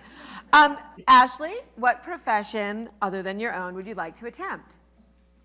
God, guys, I love nature, and I find all of my joy in nature, which I actually found because I went to college in Montana, and it doesn't cost a dime to go look at the harvest moon rise above above you at night. I don't know if y'all saw it last night. It was incredible.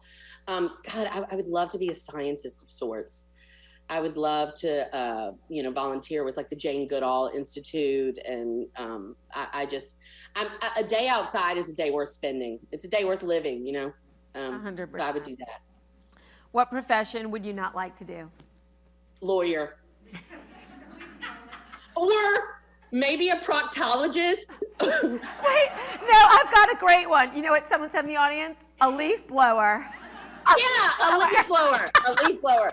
But maybe, maybe a proctologist. I think that, I don't think I'd be into that, but God bless them. Okay, Ashley, my last rapid fire. If heaven exists, what would you like to hear God say when you arrive at the pearly gates? Girl, we've been waiting for you. No, they go, party's here.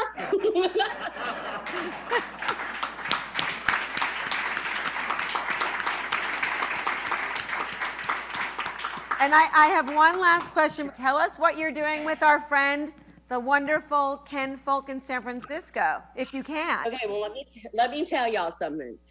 This show was supposed to happen in 2000, like the beginning of 2019. No, maybe it was the end of 2019. Anyway, we've had this thing in the works for like 2 years. I adore Ken. I think he is just so wonderful. I mean, talk about an incredible, accomplished designer. Love his aesthetic. I love the projects he works on. He is truly the Wizard of Wow.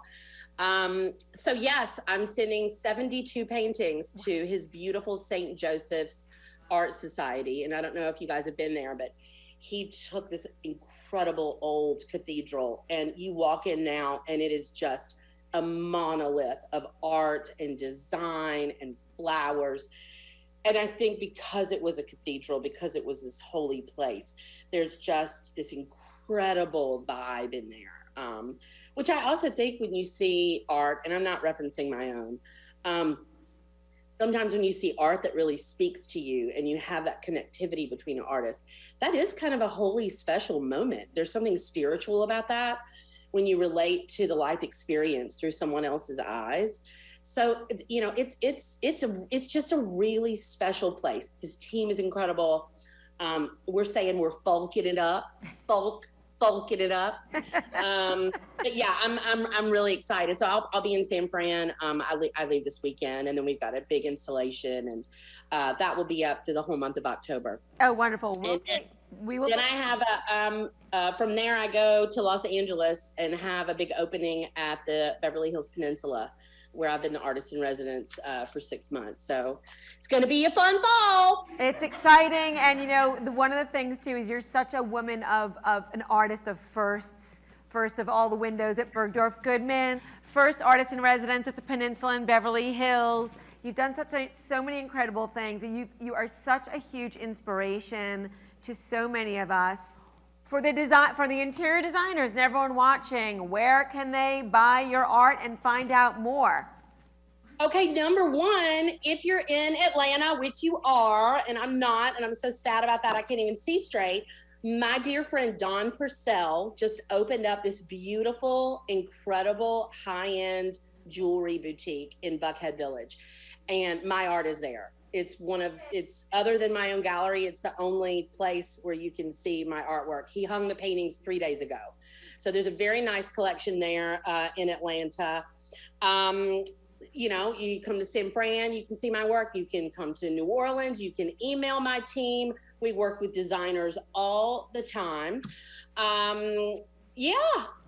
If you're in New York, you can go to Diane von Furstenberg's flagship store and see my collection of amazing women. And if you're in Los Angeles in November, you can come to my show at the Beverly Hills Peninsula. I'd love to have you. It's been such a joy, Ashley.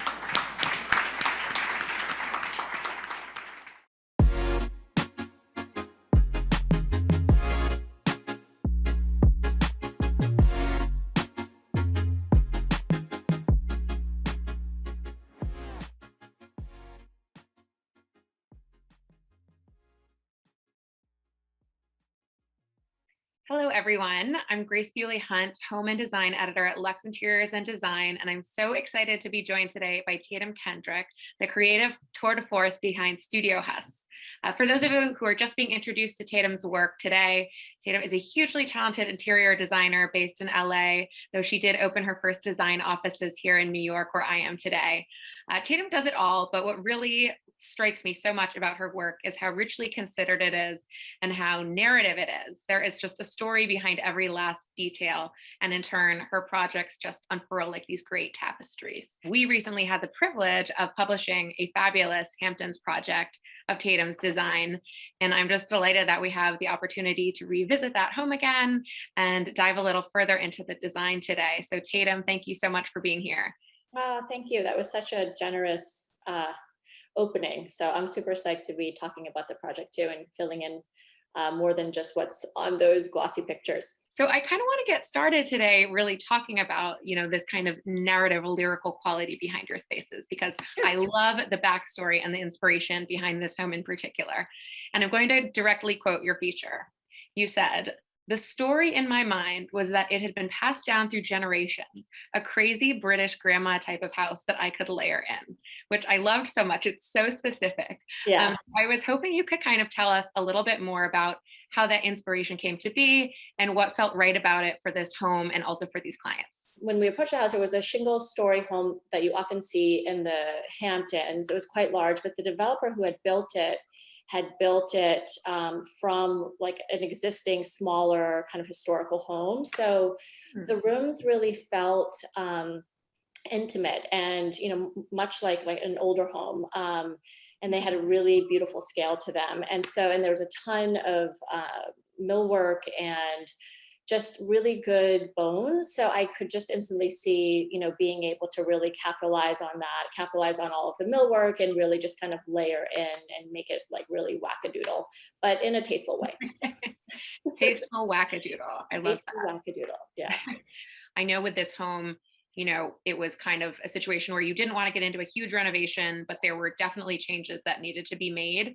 So could you tell us a little bit about, you mentioned all this millwork and kind of like the bones as you found them and some of those like cosmetic updates you made? There were a few tweaks that needed to be made. Mainly the floors.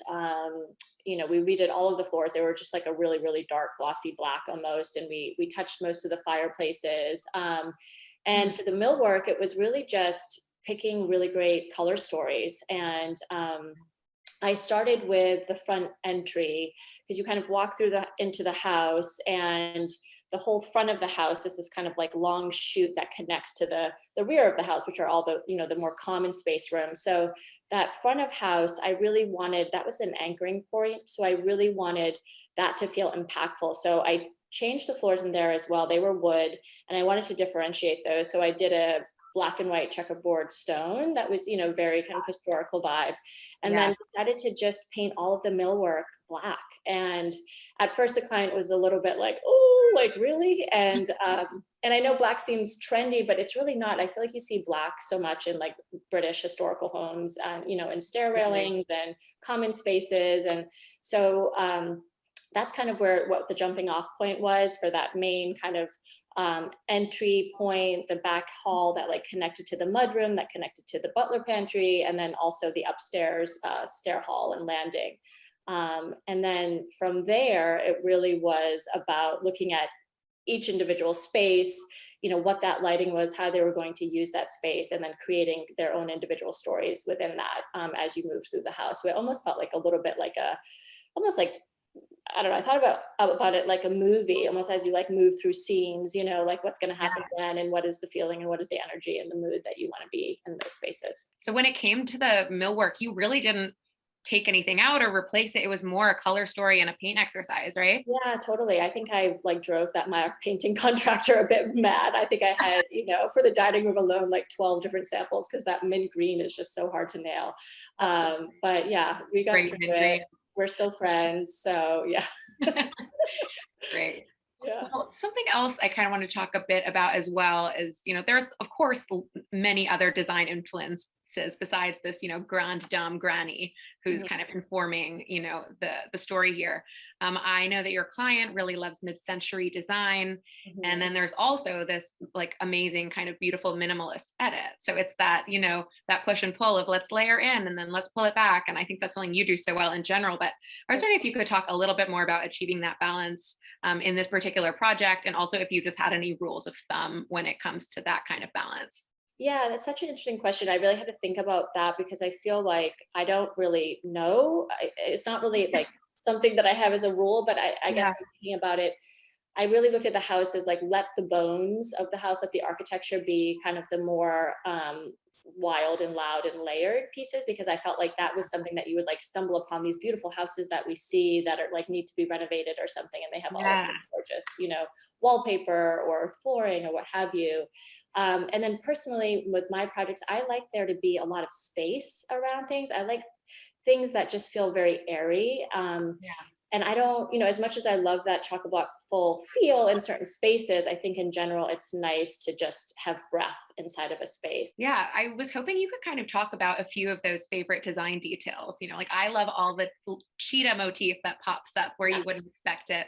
But I kind of wanted to talk about some of the formative design notes, like big hero pieces, prints, colors. Like what were some of the jump off points and what are your favorite details? Well, the dining room, I think, was one of my favorite spaces. And that wallpaper that I used, I've always loved that Scalamandre wallpaper. I think it's just so stunning. So I knew I wanted to do that in that room. And I wanted that room to feel fresh. Like I just wanted that room to have this very kind of like spring-like feeling. I knew that, it connects directly to the kitchen, which was very white and bright. So I started with a wallpaper in that room, and I knew I wanted to just play with layers of color on the millwork in there. So I think that room has about 4 different types of greens. And then that table, I've always loved that marble Angeletti table.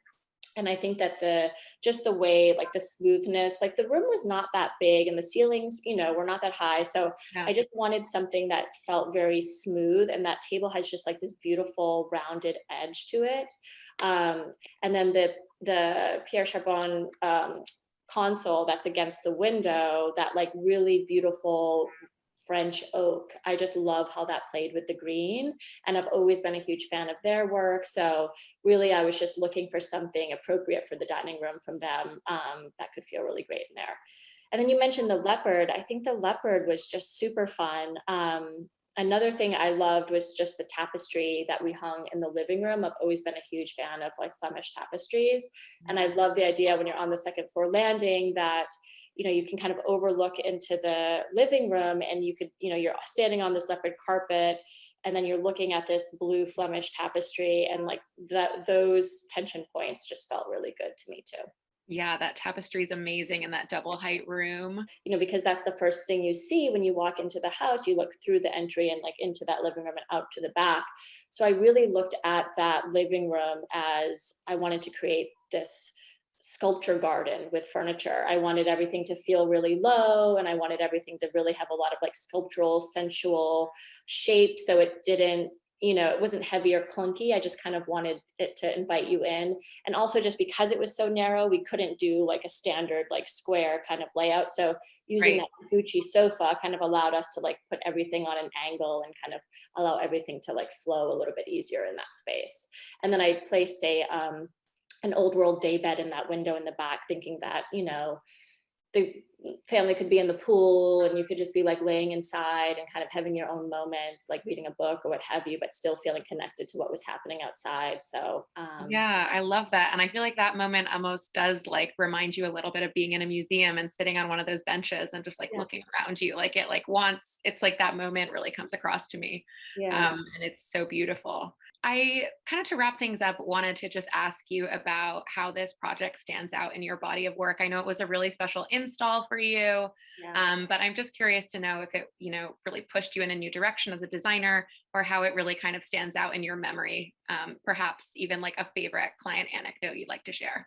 All my projects really push me. I think that to, for better or for worse, I feel like I'm always trying new things, which sometimes you are successful at them, sometimes you're not. But I think that this project really, from a more technical side, we did this very quickly. I think we did this in like 7 months, and it was a 7,000 square foot house. So we pushed this really fast. And I think for me, it really forced me and allowed me to just shoot a gun at the wall and just not overthink things and just really use my instincts and just kind of like go for it and take risks, because we had to just keep moving. So that was really fun. And I did really like the storytelling. I feel like in this house, because there were so many rooms and there was different wings that their daughter was in, and then there was a carriage house, like there really were so many different moments that I was able to, you know, in my head kind of create a story in order to create, which was always helpful to me.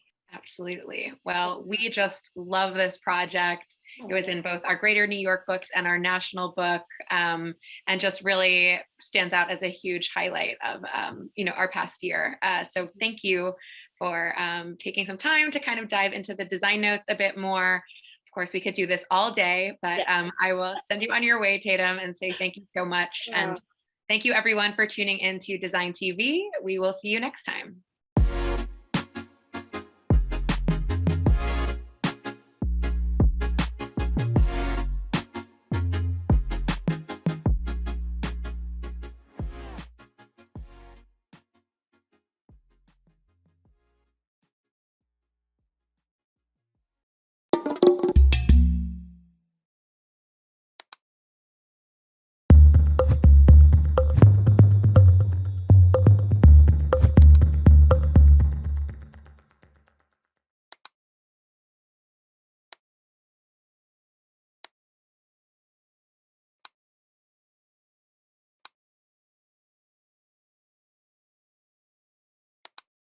Welcome to Design Talks Now, the Visionary Series, where we investigate current tones and creative approaches to today's most critical challenges through the lens of design. This visionary series on experience design features an elite group of design leaders commanding the field at its center while exploring the powerful potential of technology-infused design that creates transcendent, multidimensional moments.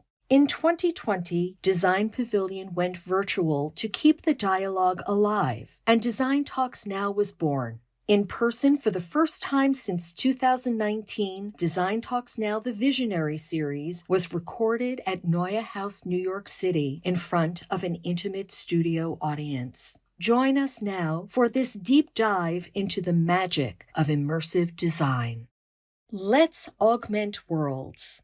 Nicholas Roy is CEO and Creative Director of DPT, shaping and augmenting the stories of brands and institutions through the combination of design, gaming, research, coding, and cinema. Emily Webster is leader and creative at NBBJ ESI Design, providing unified services under the direction of licensed architects that integrate architecture, interiors, and experience design, resulting in immersive designs with enduring impact. Moderator Eileen Shaw is founding producer of Design Pavilion and Design Talks Now. She also serves as a presenter and judge on the CBS TV series America by Design and co-producer for the series New York by Design Architecture. And now, let's begin. Interactive and immersive technologies allow us to create digital experiences that can be lived rather than watched. These can leave a much more profound impact and touch users emotionally. By using the tools such as AR, VR, simulation, and AI, this multimedia content can enhance how brands, museums, institutions inform, entertain, and engage with the public. I'm very happy to introduce you to Emily Webster. As a leader creative at MBBJ's New York Experience Design Studio, ESI Design, she's responsible for leading the studio's creative strategy and ensuring design excellence. She has led award-winning and iconic projects, including eBay Main Street, the Statue of Liberty Museum, and the Beacon at the Tower at PNC Plaza. Previously, she worked for Wet Design, photographer David LaChapelle, the Independent Film Channel, and artist Jim Campbell. Nicholas Roy is the CEO and creative director at DPT.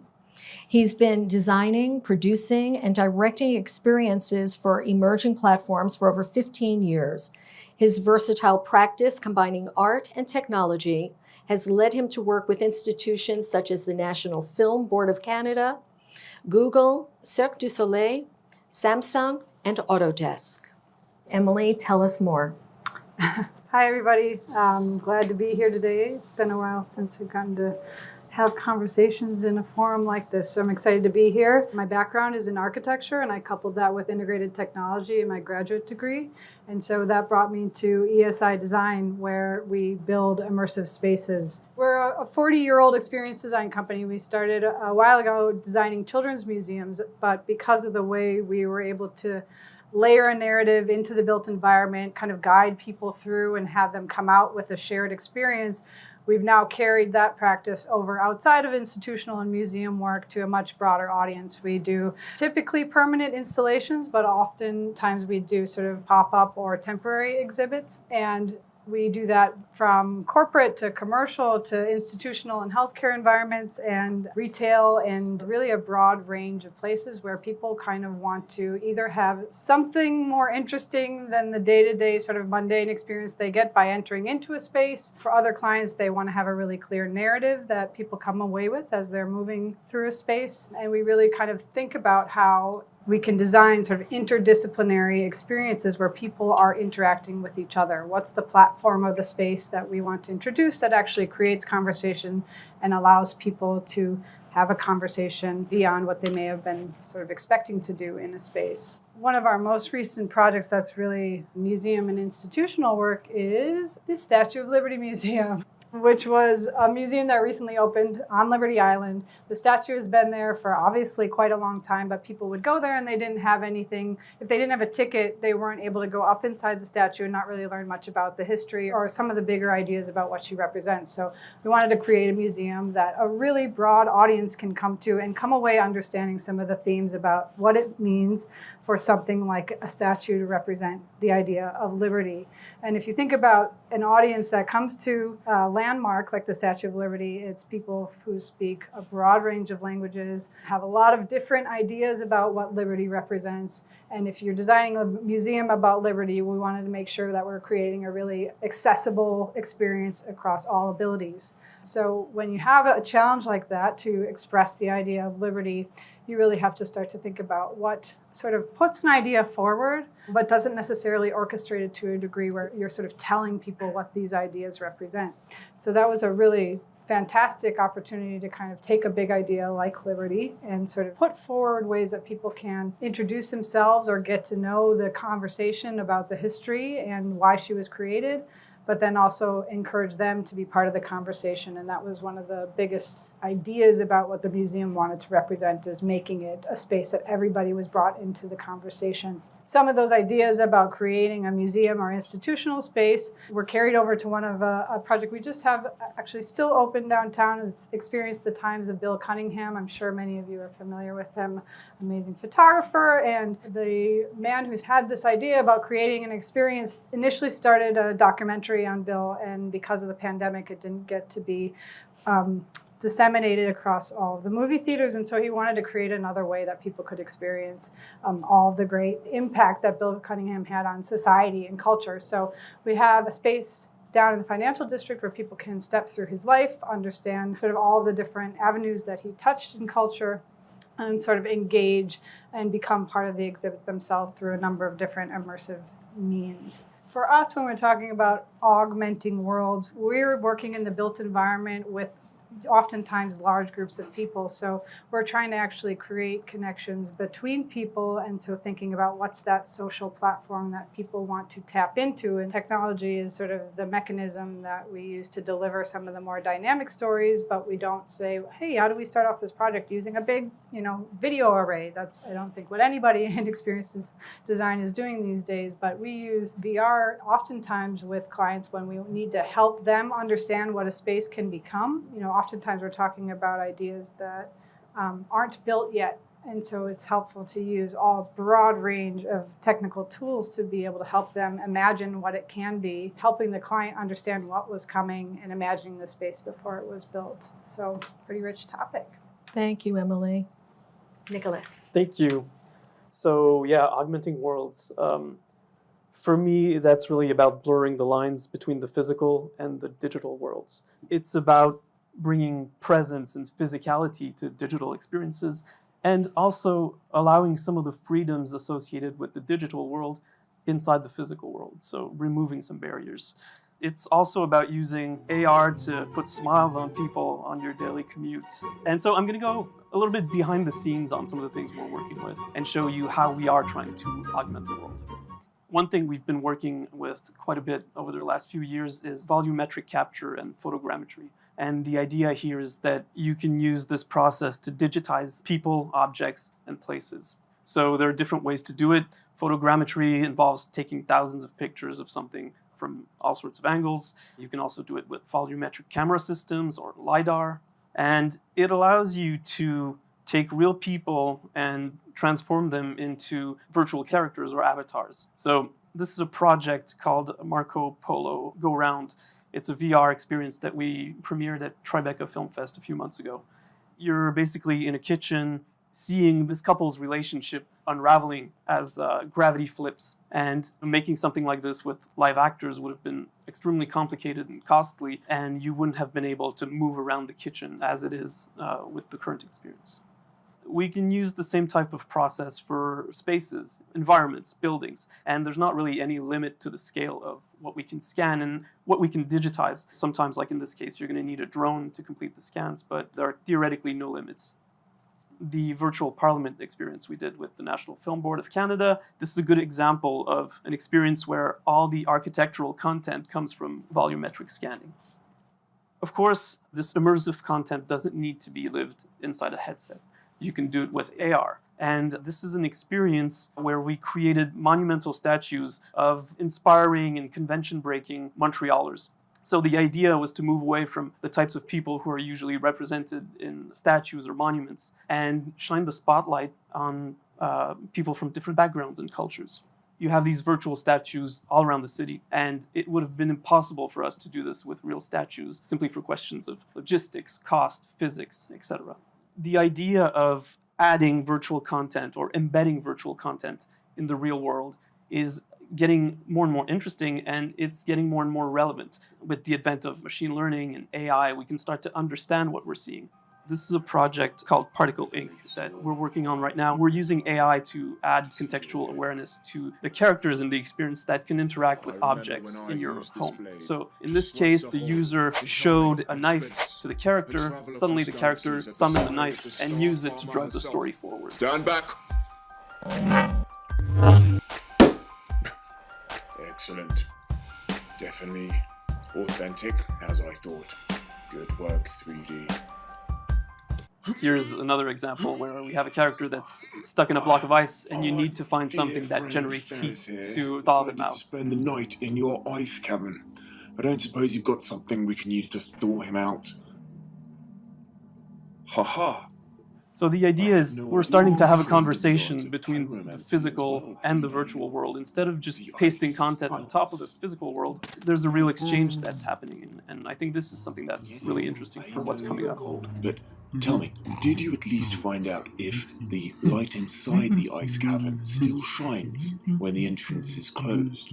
It's contextually aware, so we know whether we're in a kitchen or in a living room or in a park or in an office. So the story can change completely depending on where you are. And the characters can use whatever objects are lying around and use them to drive the story.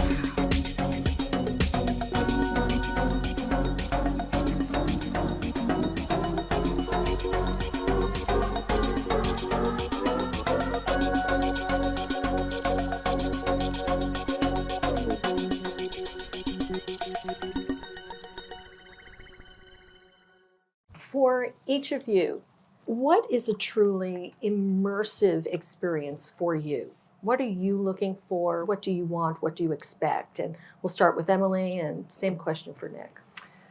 Obviously, I think immersive experiences really need to tap more than one senses and as many as possible, but in a curated way. But I think that one of the things that makes it immersive is also that you as a visitor have some way to relate to the story that's being presented to you. So, you can have a room full of projectors and all the technology in the world, but if it doesn't have a way to kind of get that hook and bring you as the person standing in the room into the story, I think that you don't get quite as far with all the other sort of bells and whistles. It's the emotions that are evoked. Yeah, and I think that, emotions are obviously a sort of ethereal and touchy-feely kind of word, but I think as somebody who's responsible for sort of delivering an experience, you really have to think about what is the way to get people into the experience, and especially if you have a broad audience, it can't necessarily be the same for every person that comes in. So I think sort of a multiplicity of ways that people can enter into something means that people can find their way into the story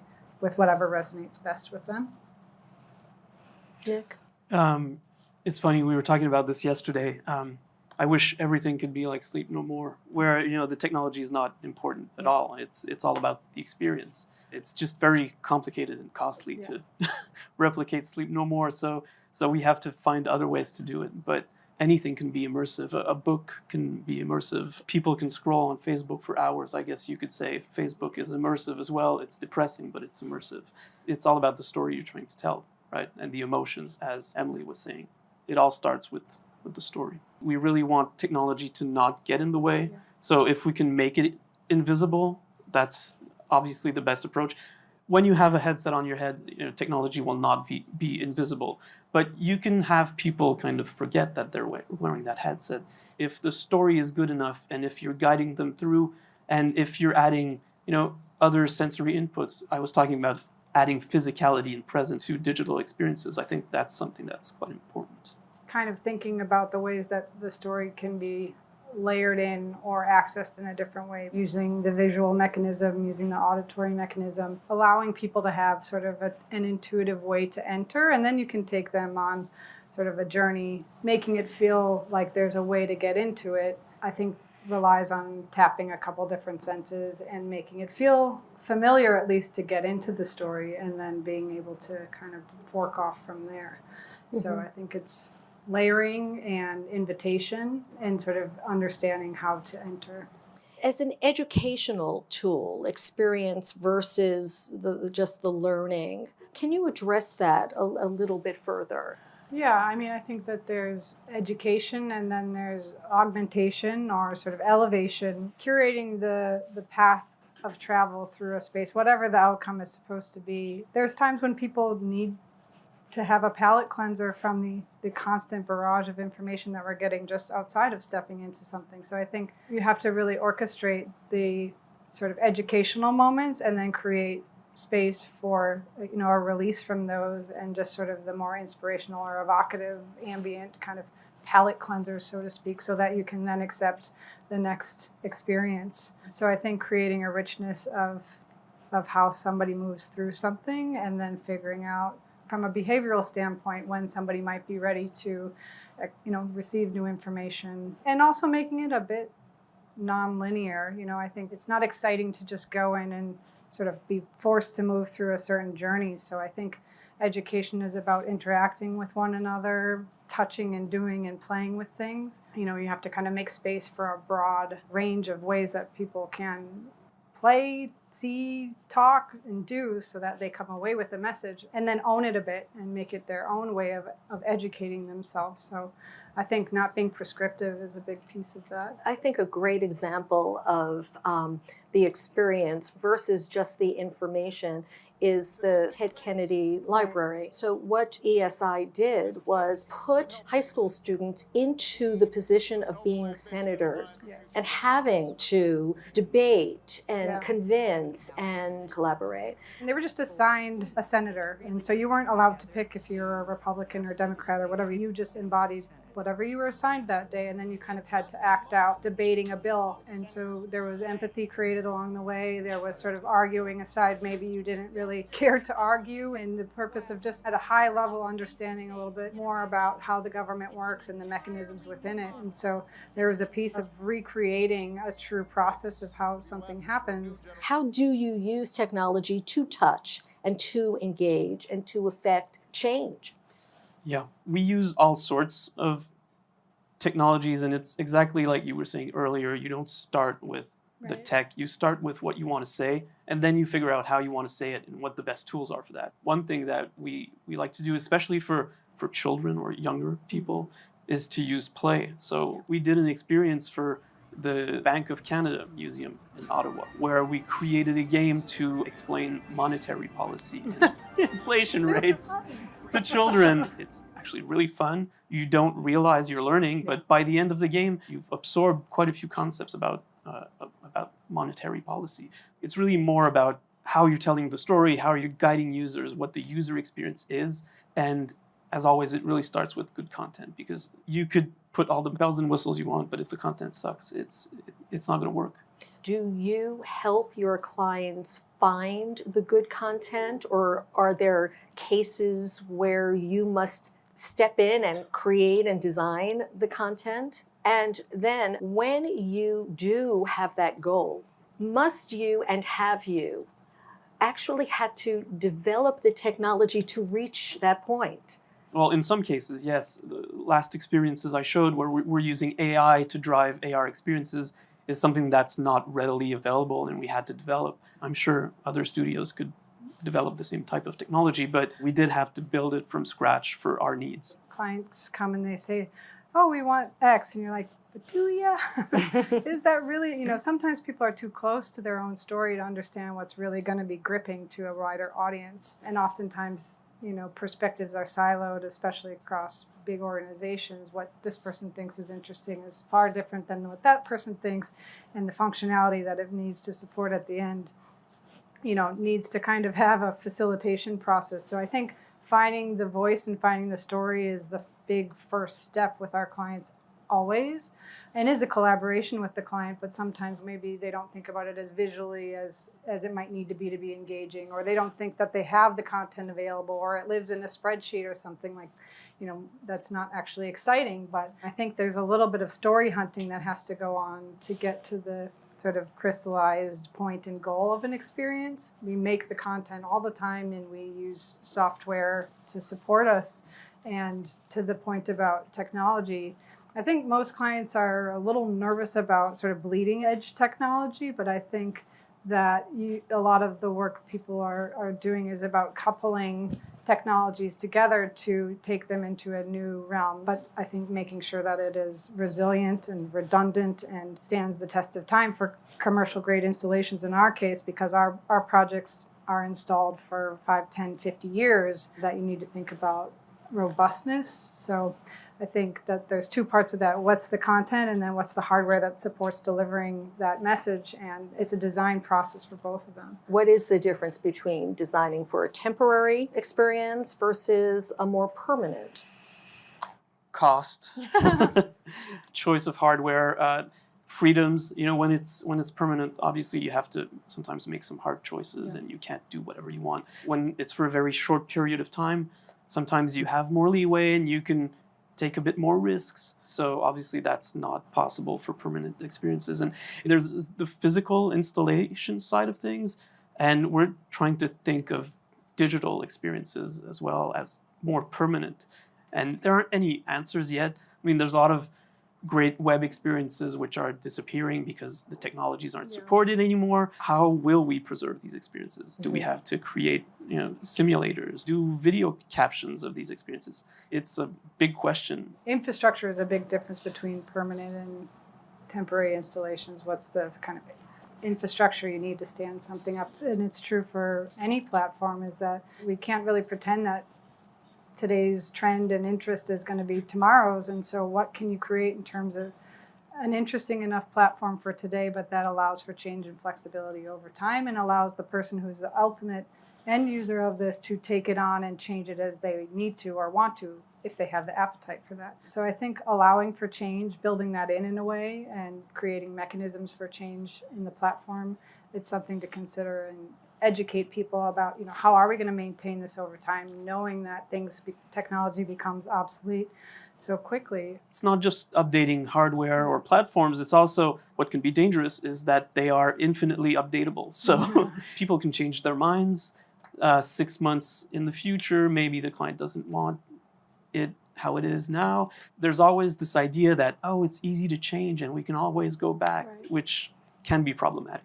Yeah, and especially in software, because it's intangible, it's hard to really illustrate the impact of changes. But I think sometimes the change can drive the experience. You can plan that for the idea that somebody contributing, changing, affecting the platform can then be what is the focal point of the experience itself. Encouraging change and inviting people to participate is a way that you can design experience to accept change, but also, to your point about do clients come back to you, some of them do, some of them don't. Some of them have the sort of mechanisms to take that on themselves, and some want a partner to do that with them. So it changes depending on the project and the client. What do you see for the near future? What are you excited about that we haven't seen yet? And what are you excited about using? I think I'm just really interested in people being able to affect change in their space in a way that makes it feel more catered to them. And that can mean different things and has to mean different things just depending on what the experience is that you're designing. But I think a lot more agency in how people can step into something and actually affect change. And from a technology standpoint, AI and obviously all the blockchain technologies and what people build on top of those technologies, I think is really interesting. And we're just starting to get into sort of some of those bigger topics about social programming and what can be built on top of it. Mm-hmm. Yeah, well, I think blockchain, NFTs, these are things that for now, it's basically used as currency or for money laundering. Right. But I'm interested to see how it will be used in the future. I'm curious to see if it will become more than what it is right now. Yeah. And I'm assuming it will. And I guess I'm either sick of hearing of the metaverse or I can't get enough of it. What is the metaverse? It's not clearly defined, but I see it as a gigantic virtual world, basically, which can be fully virtual, or I'm more interested in the version where it's a mix between our actual environments layered with digital content. We're at the beginning of whatever the metaverse will be, and I think it's up to us to figure out, do we want it to be just a giant Facebook, or can we build it into something more human with more emotion and sensibility? Let's talk about avatars and how they seem to become really mainstream. There's this television show where people are competing with their voices, but they create these avatars.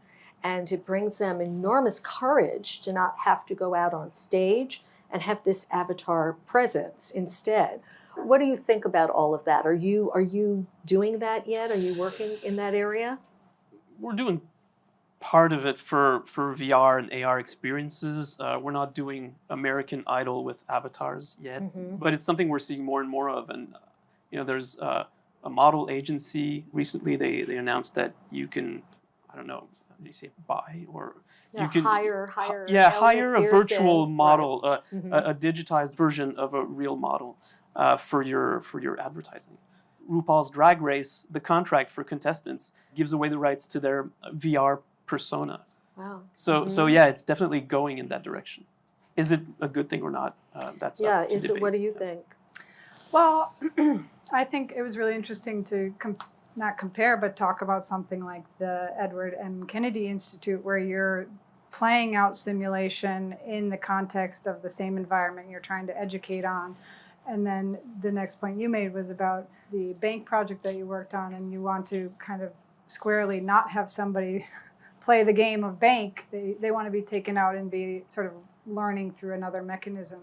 So I think that there's times when kind of living the experience is appropriate, and there's times when having a stand-in might get you to a better or broader ability to explore or express or sort of, just kind of get to a different thesis. So I think that both real life simulation and avatar or character as stand-in can be useful tools depending on, what you want the outcome to be. We're living the very first era of immersive, augmented worlds. We're babies in this. What will a mature era look like? Well, I think that as new technologies and platforms and forums come online, there's sort of like the stream of consciousness of exploring it and playing around with it and pushing its boundaries. And I think that has to exist. You kind of have to allow, society to have that stream of consciousness. But I think things rise out of that as more curated versions of itself, and not really a publication of sort, but something comes up as sort of a central repository or way to talk about a topic. While things can get more mature and evolve, there's also just allowing the stream of consciousness to exist and appreciate it because it's raw, and then seeing what that presents. Trying to predict what all this is going to be like in 5 years is impossible. But what's exciting to me is right now, because we're at the very beginning of these platforms and technologies, and it's really rare to be able to be at the start of something like this. So yeah, what's exciting for me is the now. We'll see where it goes. We'll try to make it into something positive, human, but right now it's just a really exciting time to be playing with all these. What is your next project? Can you say? One of our next projects is an experience that puts you in the shoes of a child with autism.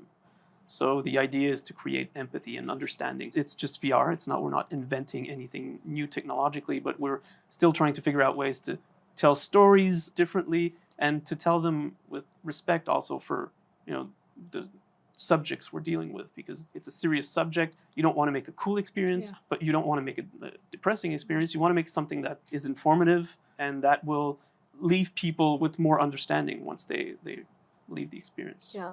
Wasn't there a project that allowed the visitors to see through the eyes of farm animals? Yeah, the client came to us and said, we want to start a place where people understand the impacts of cruelty to animals. And yes, of course, that's an important message, but I think you could do that in a way where you're showing the brutality of a topic like that, or you create empathy through other means so that you're kind of nurturing a future generation about how to think about these things rather than saying, see, here's what existed, don't do that again.